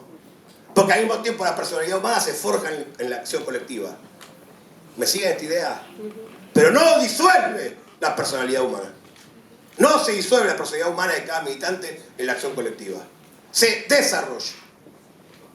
Entonces, hay así miles de cuestiones teóricas y de principios re profundas. Que después vamos que después hay un hilo dialéctico que termina en gas pimienta, enfrentamiento, pelea con las provocaciones estalinistas de todos los días de la corriente del PTS, etcétera, ¿no? La regla de la lucha de clases, ¿está bien? Pero bueno, una cosa es una regla de lucha de clases, un destacamento militante consciente, y otra cosa es una regla de lucha de clases, un aparato. Son reglas distintas, ¿me siguen esta idea? Aunque quizás en Argentina hay pocos ejemplos, porque el trotskismo tiene peso, porque no tenemos ninguna organización maoísta grande, la otra organización son burguesas, entonces es más difícil, pero hay una cosa que, bueno, se va para el otro lado igual también, ¿no? Pero bueno, o sea, tampoco van a entender, lo dije ya en varias charlas, ¿no? Pero bueno, el maoísmo fue continuidad del confucianismo, donde la personalidad no era nada o era una corriente socialista revolucionaria. Bueno, todos los análisis marxistas más profundos dicen que fue continuidad del confucianismo. Y que el Partido Comunista fundado por Chen Duxiu, pero no van a entender nada, que estaba muy preocupado por el idioma chino, para hacerlo sencillo, para que la gente se alfabetice, era el Partido Comunista real. Pero bueno, no importa. Igual, para terminar la intervención, todo lo que estoy diciendo, paradójicamente, tiene mucho que ver con la tradición del bolchevismo. No tiene nada que ver con la tradición de la socialdemocracia, que era reformista adaptada al régimen burgués y a las elecciones. Está claro, eso se entiende, ¿no? Y nada que ver con el estalinismo, que era todo lo que estamos criticando. ¿Está bien? Entonces, dejo por ahí, porque me parece que ya fue suficiente. Hay demasiadas cosas. Decía hablar del tomo 2, pero me parece que por hoy no.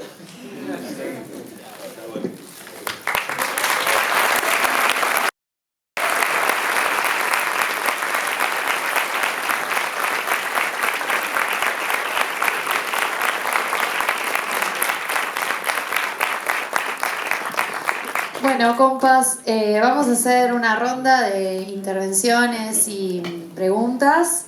Nos vamos a poner un tiempo para que podamos intervenir la mayor cantidad de compañeros.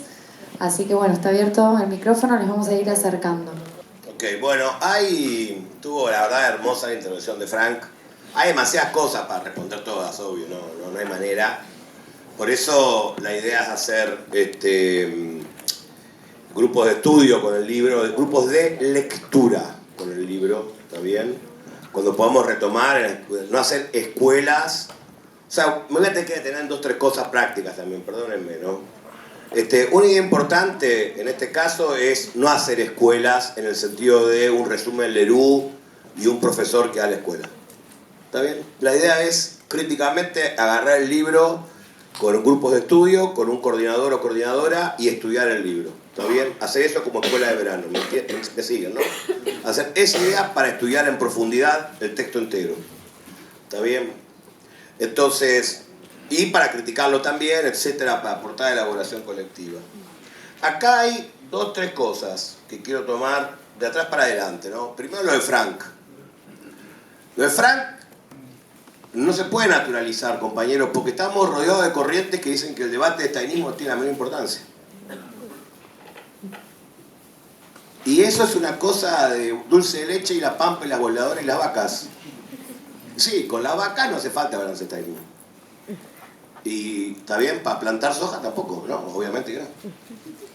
Ahora, con el tercio del mundo donde el capitalismo fue expropiado, que atrapa la experiencia humana y su descendencia, hoy hay 6.000, 7.000 millones de almas en la humanidad, que atrapa la experiencia humana de 2.000 o 2.500 millones de almas, ¿cómo que el balance de estalinismo no es importante? ¿Me siguen, compañeros y compañeras? O sea, Frank viene de Cuba, que evidentemente en América Latina es una experiencia riquísima y que efectivamente Cuba, nosotros opinamos que no es capitalista, que conquista que defender, pero también opinamos que no es un Estado obrero y que no se puede convencer a ningún obrero que eso es un Estado obrero. Consideramos que es un Estado burocrático con resto de la conquista de la revolución. Por ejemplo, la independencia del imperialismo. Entonces, pero la experiencia de Frank, que aparte es activo y Frank está acá y tiene un valor muy grande, es la experiencia de todo China, compañeros y compañeras, y las generaciones y generaciones después. Berkovich le voy a decir cualquier estupidez. ¿Está bien? No entiende nada Berkovich. Es la experiencia del este europeo, es la experiencia de Rusia. O sea, es la experiencia de una proporción inmensa de la humanidad. Y es también la experiencia del resto de la humanidad, donde el trabajador te repite y no tiene un ejemplo y te dice yo no puedo gobernar, yo tengo calificación, ¿está bien? Te habla también de un periodo histórico, porque acá está Churrasco, que es amigo mío, compañero obrero de tradición enorme, que lo conoce. ¿Dónde está metido Churrasco ahora? Está acá adelante, que lo conocías al Topo. Bueno, en la experiencia, incluso la generación del Topo era más grande que nosotros, una generación más. En la experiencia del Topo, el Topo se hizo gabarista en la Ford, compañero. Hoy, ¿quién se hace gabarista en la Ford? ¿Me entienden? ¿Quién se hace? Nadie se va a hacer gabarista en la Ford. Capaz que, no sé, algunos compañeros trabajan, conocen al Che Guevara, capaz que no sé. Pero se puede hacer mileidista, pero no guevaristas, ¿está bien? Entonces, es al revés, es un debate que en la medida que comience, lo que decía también el compañerito, ¿cómo te llamabas? Joaquín decía muy bien, dice, hoy día ni se debate el autonomismo, no se debate nada, porque hay un bajo nivel de politización general por falta de radicalización. En la medida que se empiece a radicalizar la clase obrera, se va a empezar a discutir todo de vuelta. Se va a empezar a discutir todo de vuelta, porque si no es imaginar una clase obrera sin representaciones del mundo. ¿Me entienden? Una clase obrera, trabajadores, las mujeres, la juventud, todo. Después si puedo, si no se me escapan. ¿Está bien? No hay personas sin representación del mundo. Hoy estamos en el grado cero de las representaciones. Porque, lo preguntaba también Violeta recién, parte del origen de la elaboración, efectivamente, hacernos cargo que nos tocaba a nuestra generación, que era pasar balance del estalinismo. Parte del origen de nuestra corriente era hacernos cargo, un grupo que éramos 40 militantes y militantas en aquel momento, de un debate estratégico histórico que fue la caída del muro de Berlín y hacernos cargo de ese debate estratégico. Ese debate estratégico es como un puente de generaciones, porque cuando la clase obrera a nivel mundial se empiece a radicalizar con la juventud y con el estudiantado, en serio, va a resurgir todo el debate de ideas. ¿Me siguen? Va a resurgir de vuelta. El debate de ideas es connatural a la clase obrera. Y le puedo poner ejemplos históricos. ¿Está bien? Porque el debate de ideas, esto se habla menos. Y espero no perderme y que no se pierda. El debate de ideas en el siglo XIX de Marx era con el cooperativismo, era con Proudhon, era con Saint-Simon, era con Fourier. Luego era con el blanquismo. En la primera internacional era un frente único de tendencias, menos organizado que hoy, entre blanquistas, que eran sucesores de Buonarroti, que eran sucesores de Babeuf, que eran conspirativos, pero igual lleva semilla de verdad la idea conspirativa. Era el debate con Bakunin, que era el anarquismo antiestatal en abstracto, pero perdiendo de vista la base material de la sociedad. Y era el debate con los prudonistas. Y los internacionalistas, que era Marx, eran minorías. Además empezaron a surgir también los sindicalistas, que después que eran la mayoría en realidad, que son los reformistas, el Labour Party en Inglaterra. Ese debate fue un debate.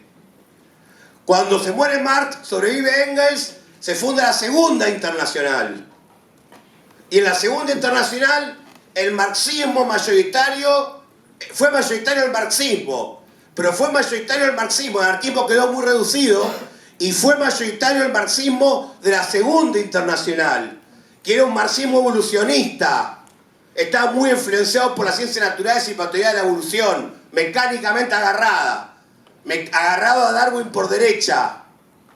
Y se hizo de masas la socialdemocracia, como dicen en portugués, la socialdemocracia y el evolucionismo. Y las corrientes fuertes ahí eran las corrientes kaustianas, era Kautsky, eran Bernstein, eran otros interlocutores.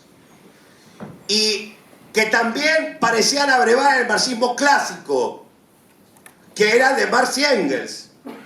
Que efectivamente lo que decía Frank, aunque un poco más complejo, porque hay escritos militares, etcétera, de Engels y de Marx también, o sea, iban y venían, hay textos más estratégicos, pero no importa.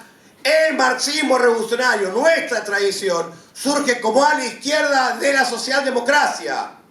Y de ahí surge el marxismo revolucionario, que es el marxismo encarnado en Lenin, en Trotsky, en Rosa, en Gramsci, en Rakovsky. Está claro que es el bolchevismo y sus adláteres, pero son adláteres los devalúa, porque el marxismo revolucionario es más rico que... Y la cosa clásica de que Lenin tiene más claro el problema de organización, el problema de subjetividad de la clase obrera, y que Trotsky tiene más claro el problema de la revolución permanente, etc. Pero que Rakovsky tiene más claro el problema de la burocracia, y que Rosa Luxemburgo, de manera abstracto, tiene más claras las motivaciones socialistas autoemancipatorias. Entonces, y que Gramsci es un gran filósofo político. Luego de eso, el marxismo revolucionario, nuestra tradición, nuestra corriente histórica, queda en minoría por el surgimiento de un fenómeno nuevo, que es el estalinismo, que parece ser el socialismo, no de nuestros días ya, ¿no? Pero para la generación anterior, de nuestros días, cuando éramos chicos, o la generación del 70, ¿no? El estalinismo. Y el estalinismo surgen varias variantes, además del estalinismo. ¿Está bien? Ninguna marxista revolucionaria, porque surge el estalinismo y surgen renovaciones estalinistas como el maoísmo, y surge el guevarismo. ¿Me siguen, compañeros y compañeras? Entonces surgen varias corrientes ahí también, pero ninguna corriente revolucionaria. Entonces, de esa manera van surgiendo distintas tendencias, y también surge ahí una creación minoritaria pero nueva, que se dio en llamar trotskismo, en el 38, que es la fundación de la Cuarta Internacional. Pero la Cuarta Internacional en minoría se divide en 7.000 pedazos. ¿Pero por qué? No porque tuviera nada malo en sí mismo, porque en realidad la continuidad de la tradición histórica del marxismo revolucionario, sino porque las condiciones objetivas fueron muy difíciles. Entonces surgieron varias corrientes, el clifismo, el mandelismo, el modernismo, etc. ¿Está bien? Eso, por lo que dice Frank, para nosotros hoy estamos ya también en otro momento. Luego de la caída del muro de Berlín y la idea del fin de la historia se reabre, materialmente se reabre. Es lo que dice el chino. Y con el desequilibrio mundial que hay, desde el punto de vista de la materialidad, no mecánico, pero materialmente, esto te lleva a un mundo con revolución y contrarrevolución. O sea, ya el mundo no es reformista. O sea, cuando se acusan de que se van a tirar cohetes nucleares, y bueno, exagero un poco, pero me entienden, ¿no? O sea, la cosa reformista está medio así. Es un poco la representación de Biden, o sea, ¿está bien? No voy a meter eso. Entonces, surge el marxismo del siglo XXI.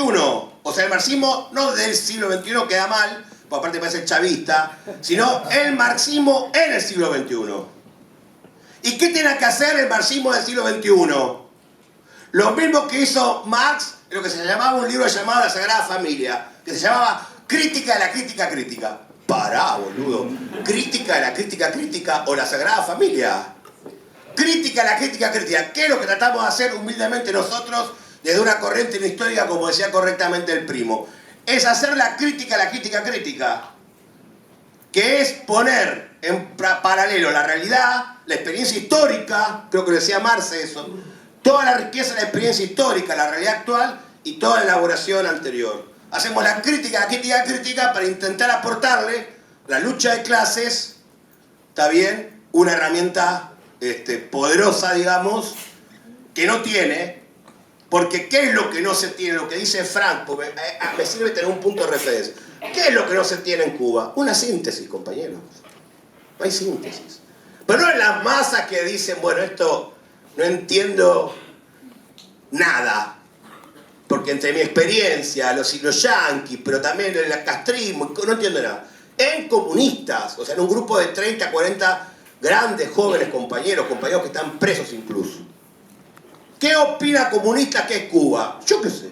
O sea, Frank está contribuyendo a que se entienda qué es Cuba, pero no cuántos millones hay en Cuba, Frank. Bueno, ahora 9, porque se fue 1 millón, se libró entre el 22 y el 23. Bueno, pues ahora hay 9 millones. Pero estamos hablando de 40 compañeros. Pero al mismo tiempo estamos hablando con Frank acá, y guárdenselo todos para las polémicas con las corrientes, que son parte de la vida las polémicas, que te dicen que no importa el avance del estalinismo de nuevas generaciones. Y acuérdense de Frank. Mirá si hace así en Cuba, que a nuevas generaciones militantes el balance del estalinismo no importa. Sin balance del estalinismo, digamos, no vas a alcanzar, pero digamos lo único que te queda es la vuelta al capitalismo. Lo que te dice Frank acá es, hace falta algo que ayude a construir la crítica a la burocracia por la izquierda, no por la derecha. ¿Está claro? Si le decís capitalismo de Estado está mal, es una abstracción. Porque entonces ya hay capitalismo. No hay capitalismo. Y además pierde la conquista de independencia de Cuba, que es independiente del imperialismo. Y si decís Estado obrero, te dicen, no, pará, Frank, ¿qué Estado obrero? No, está leyendo de Sáenz, dice cualquier cosa. Acá no hay ningún Estado obrero, compañeros. Que además es otra cosa, es tomar a clase obrera por estúpida. Lo decimos 20 veces en nuestra discusión hace ya 40 años. O sea, no hay un obrero, país el este europeo, Rusia y China, que te dijera que es un Estado obrero. Algo está mal. Algo está mal. Obviamente que en la década del 30 con Trotsky sí te decían que no Estado obrero, porque había un montón de obreros de la generación, digamos, de nuestra edad, que vivieron la revolución y ese no es el Estado obrero. Pero después, entonces,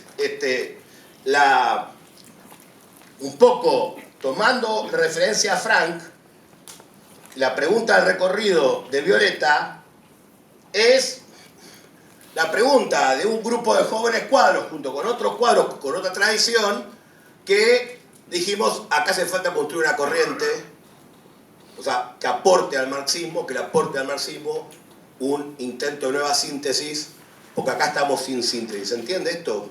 Estamos perdidos como ¿cómo se dice? Más perdidos que el turco en la neblina. Estamos más perdidos que el turco en la neblina.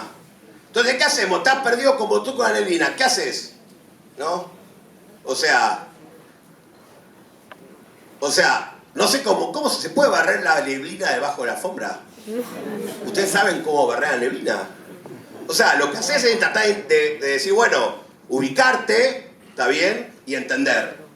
Pero ahí viene otra cosa para Viola que es importante, que no sé si van a poder seguir bien, pero no importa, que es que, también con anécdotas para que bajara a tierra un poco todo, que es que, claro, bueno, está bien, entonces nos sentamos en la biblioteca y empezamos a estudiar. No, nos fuimos a vivir 20 años por Gorines, pero no importa, son obreras, o sea, entonces, Churrasco sabe bien eso, y Cantero y todo. Entonces, que Marx va a un balneario, ¿no? De grande, 1880, 1881, ¿no? Entonces va un periodista inglés, era famoso, digo esto en referencia ya al problema de la corriente y eso, ¿no? Pero se lo dejo ahí hasta donde puedan seguirme, después no importa. Entonces Marx va al balneario y le hace un reportaje a un tipo de Marx, escribía muchos artículos para la prensa yanqui. Muchos eran escritos por Engels, firmados como Marx, porque había mucha camaradería entre los dos. Pero lo firmaba Marx, ¿no? Bueno, entonces hace un reportaje y entonces te veo un momento, le dice, bueno, usted, señor Marx, yo qué sé, un enorme pensador de la humanidad, bla, bla, escribió El Capital, bueno, entonces yo espero de usted, no sé, una tesis sobre qué es la vida. ¿Está bien? ¿Qué es la vida? ¿No? Entonces dice, el reportaje, el tipo dice, ¿no? Claro, el tipo espera hacer una respuesta larguísima, no sé, que Marx le dé, yo qué sé. Otras, bueno, eso no es largo. La tesis doctoral de Marx, la tesis de Epicuro y Demócrito, la tesis doctoral de Marx, es difícil de leer. No espera que le dé otra tesis un rato, y Marx no le da ninguna tesis. Y Marx le dice, la vida es lucha. Y el tipo se queda sorprendido y dice, ¿qué? La vida es lucha. ¿Está bien? Y eso es muy profundo, compañeros y compañeras, porque salvo en Tahití, en Papete, no sé dónde, ¿está bien? Evidentemente la vida es hermosa y es lucha. Es obvio, es lucha. O sea, construir una corriente, etcétera, es lucha. Entonces Marx dice, bueno, la historia no es más que la historia de lucha de clases, ¿está bien? Hasta nuestros días, digamos, después dice, bueno, y la vida es lucha en el sentido de que la formación de la corriente militante revolucionaria no es una cosa de gabinete, es lucha, es una lucha. ¿Está bien? Podría contar un montón de cosas de esa historia, pero se hace muy largo. Pero lo que hay que entender es que toda construcción revolucionaria es una lucha, es una pelea. La vida es lucha, y que cualquier tarea que uno hace en el partido digamos, tiene un componente de lucha, de combate, de imponerse frente a la adversidad, o una cosa por el estilo, sabiéndose apoyar en los elementos positivos. Sí, se hace larguísimo, o sea, no hay tiempo para nada, pero bueno.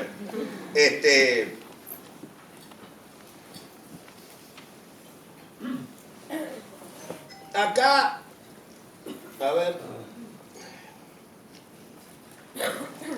hay varias cosas, pero algunas cosas las voy a decir sentado. La voy a decir como telegráficamente. Briana, que dice objetivismo, catastrofismo, y viole que sea Raymond Williams, ¿está bien? Yo leí Raymond Williams, el texto ese, en la estación de Polvorines. Es una ruptura del marxismo por el lado objetivista, por el lado solo los factores objetivos. También hay ruptura del marxismo por el lado subjetivo, ¿está claro? Es como pensarnos a lo Fichte, o sea, subjetivamente, sin tener en cuenta las condiciones de nuestra existencia, que es también lo que dice Frank. Es un privilegio, yo conozco a Caínico, es un pedante, y me enojé con él hace 20 años porque es un pedante, que es no ser consciente del privilegio, ¿está bien? Te exigen que vos sepas inglés, pero no sabes castellano. Eso ustedes se entienden. Las condiciones en materia de existencia nos condicionan. En realidad, igual, Caínico nació en Rhodesia, ¿cómo se llama hoy? Zimbabue. Y después fue a parar a Londres. Pero obviamente, muchas veces las corrientes europeas trotskistas son eurocéntricas y no son conscientes de su condición en materia de existencia. Algunas corrientes sí, otras no. ¿Está claro?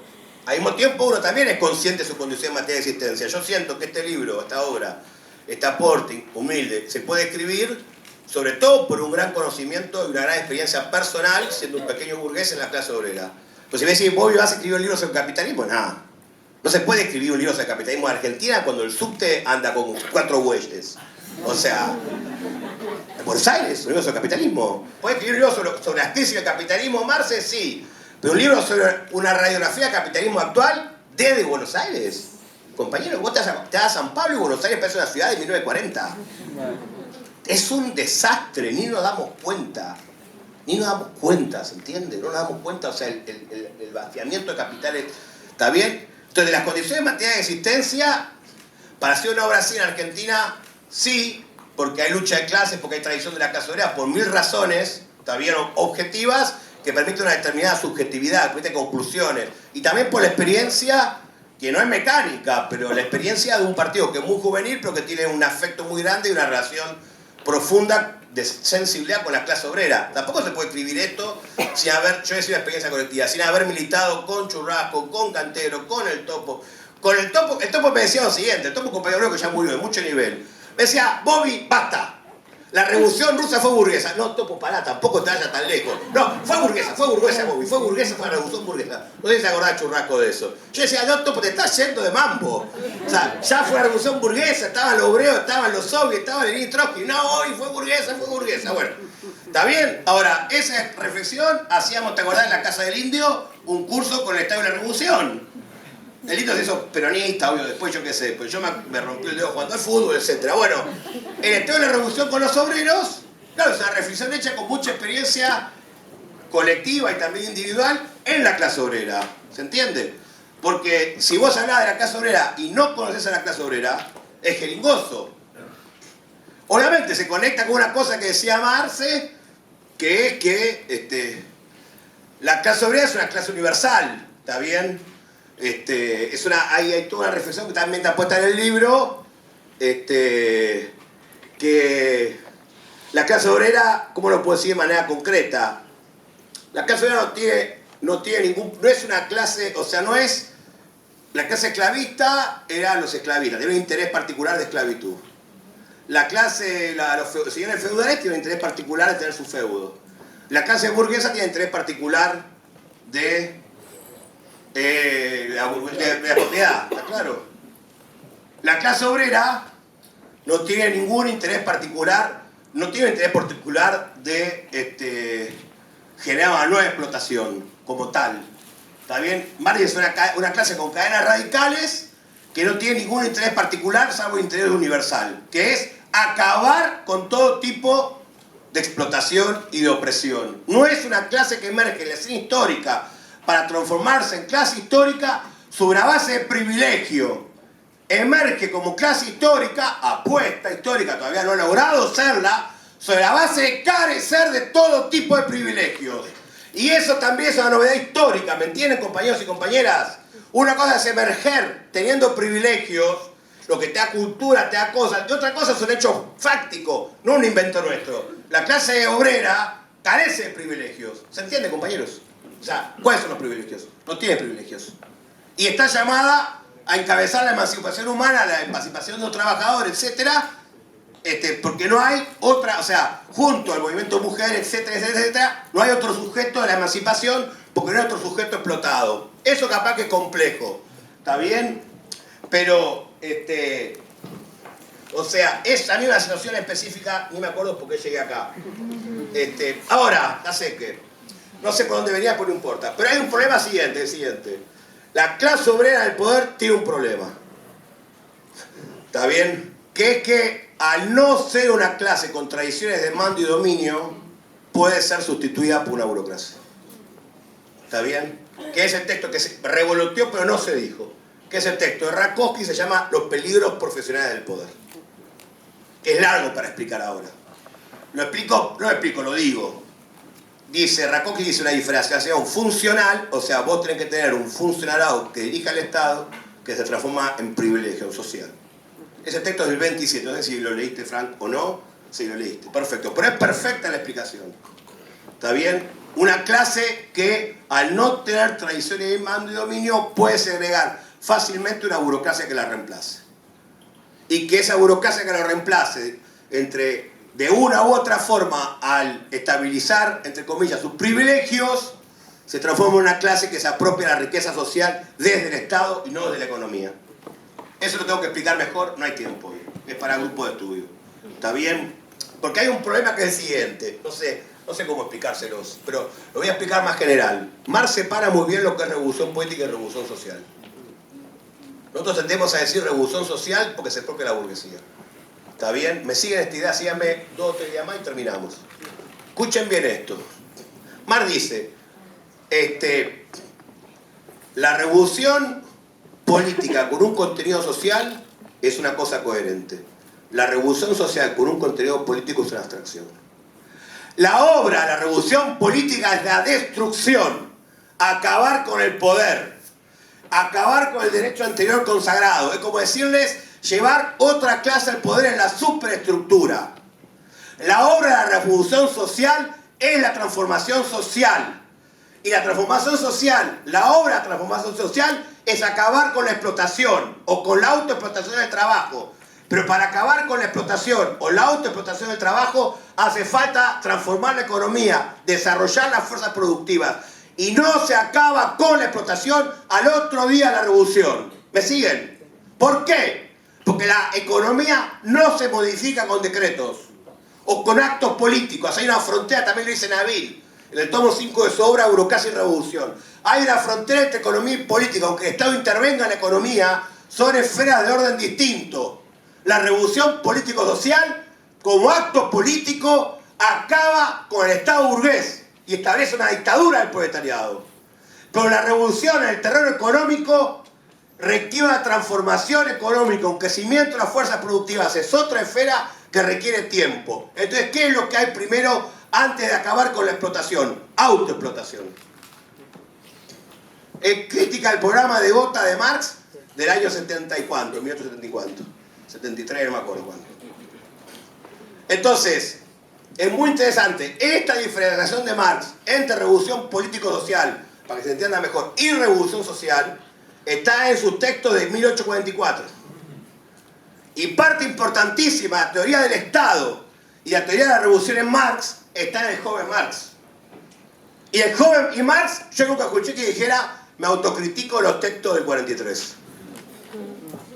¿Está bien? Solo que a Althusser, él se le ocurrió de que tenía un trauma y no podía reconocer los problemas que tenía Marx. ¿Está bien? Y después tiró a la esposa por la ventana. ¿Está bien? O sea, igual, pero lo pongo como así, o sea, no. Es evidente que es otro tema, pero es evidente que hay un hilo de continuidad y de ruptura. Obvio, hay un progreso en toda obra, pero si usted me dice, ¿dónde está la obra política de Marx? Porque Marx también bastante especialista, está en la cuestión judía, está en los textos de juventud, donde va evolucionando. Bueno, en eso aporta el camarada también, en la parte teórica, el camarada Nicolás.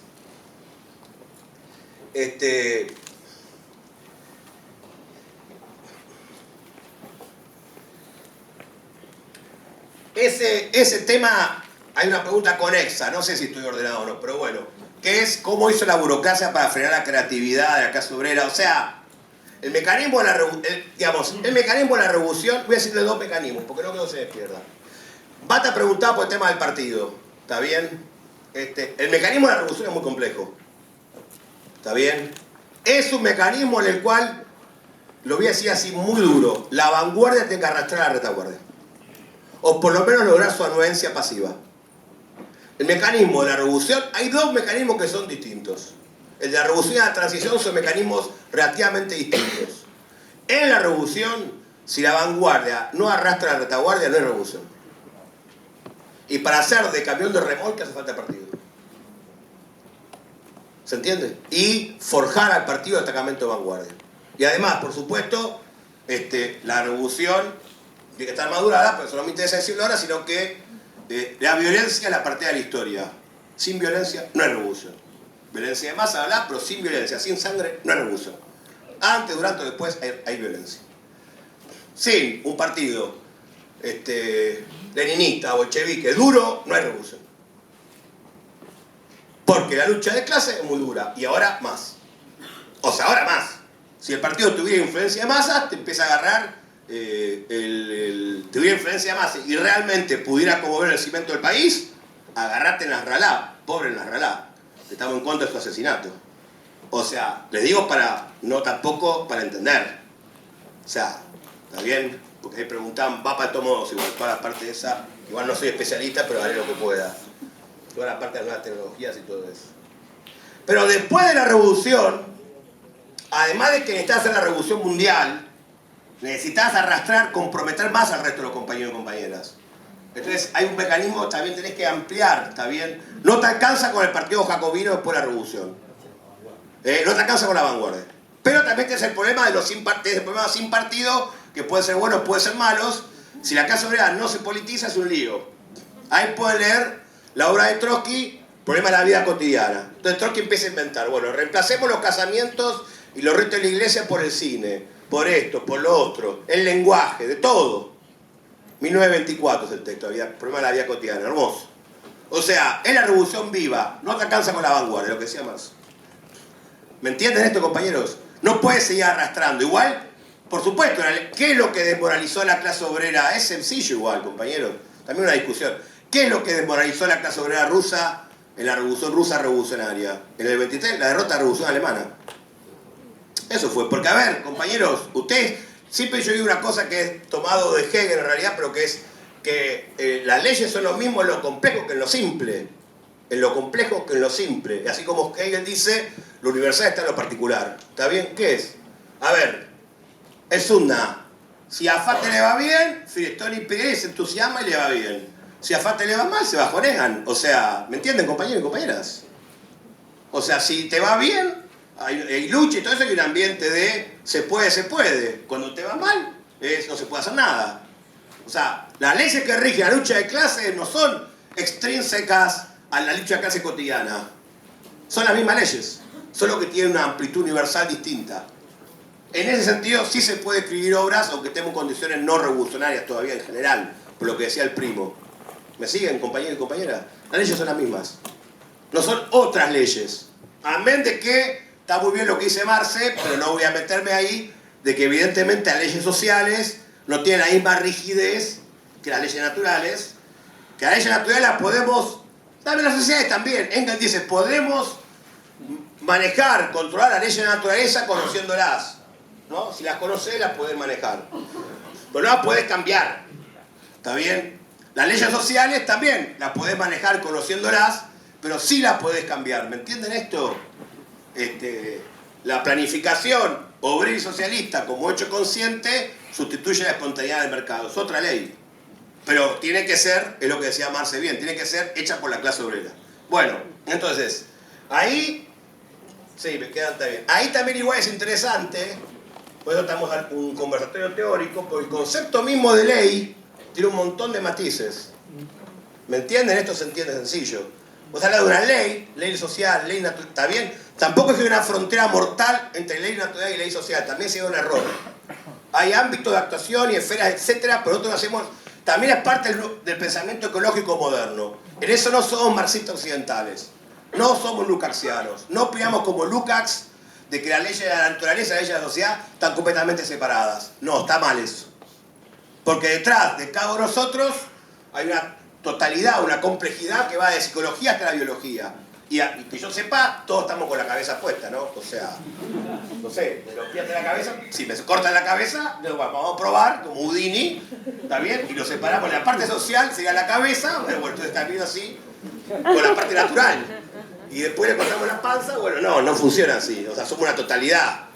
Y todo el pensamiento marxista ecológico recoge la totalidad, lo que es la totalidad humana, y recoge también todo el pensamiento natural, todos los antecedentes del...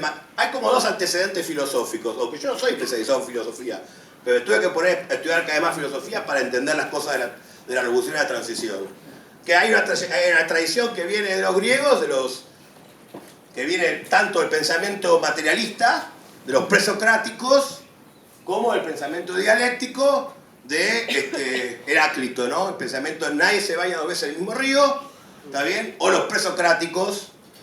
Y también hay mucho que es postsocrático, hay mucho también de Epicuro, ¿está bien? Que era antipolítico, pero tiene una cosa muy divertida que es, no se hagan mala sangre con la muerte, decía. Era re materialista, dice, porque donde vos estás, la muerte no está. Y donde está la muerte, vos no estás. Entonces, ¿qué te hace mala sangre?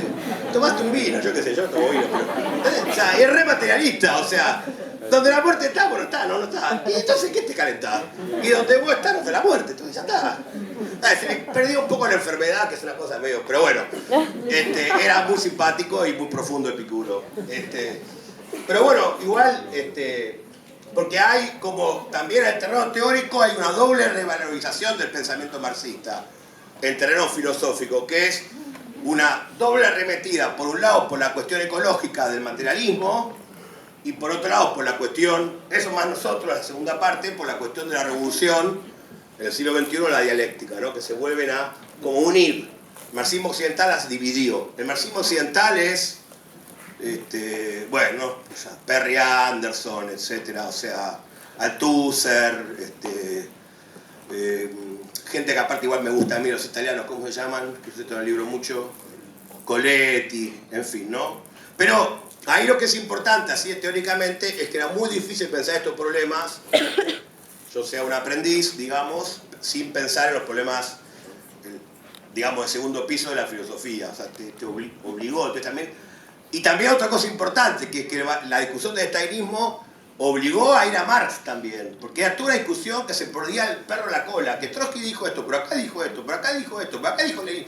Bueno, pará un poco, entonces dice, bueno, vamos y volvemos, no es que una vuelta a Marx, sino vamos a ver con Marx y con Engels un poco, ¿está bien? ¿Me siguen esta idea? Ya estoy terminando igual.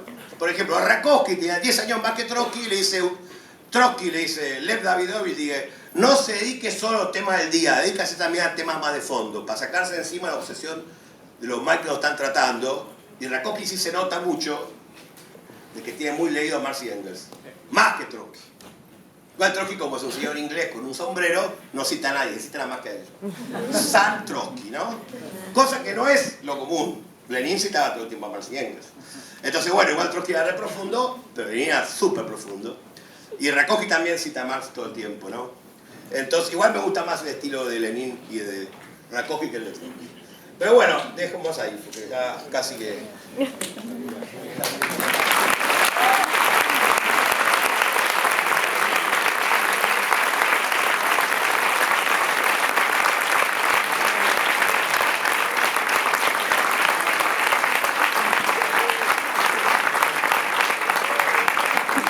Bueno, gracias, Gordi.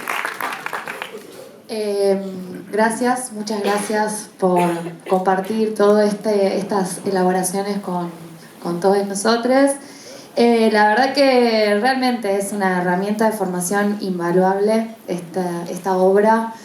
Es una obra recontra original, que además no es dogmática, no es doctrinaria, y además es como que hay que leerla como si fuera también una guía de estudio paralela, de ir anotando el resto de los autores para seguir estudiando, y es recontra inspiradora, y una herramienta para la militancia enorme. Dale.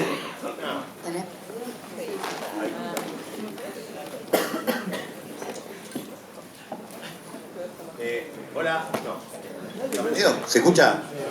No, una cosa chiquitísima que el texto está pensado como un aporte a toda la militancia. Tal cual. Gracias.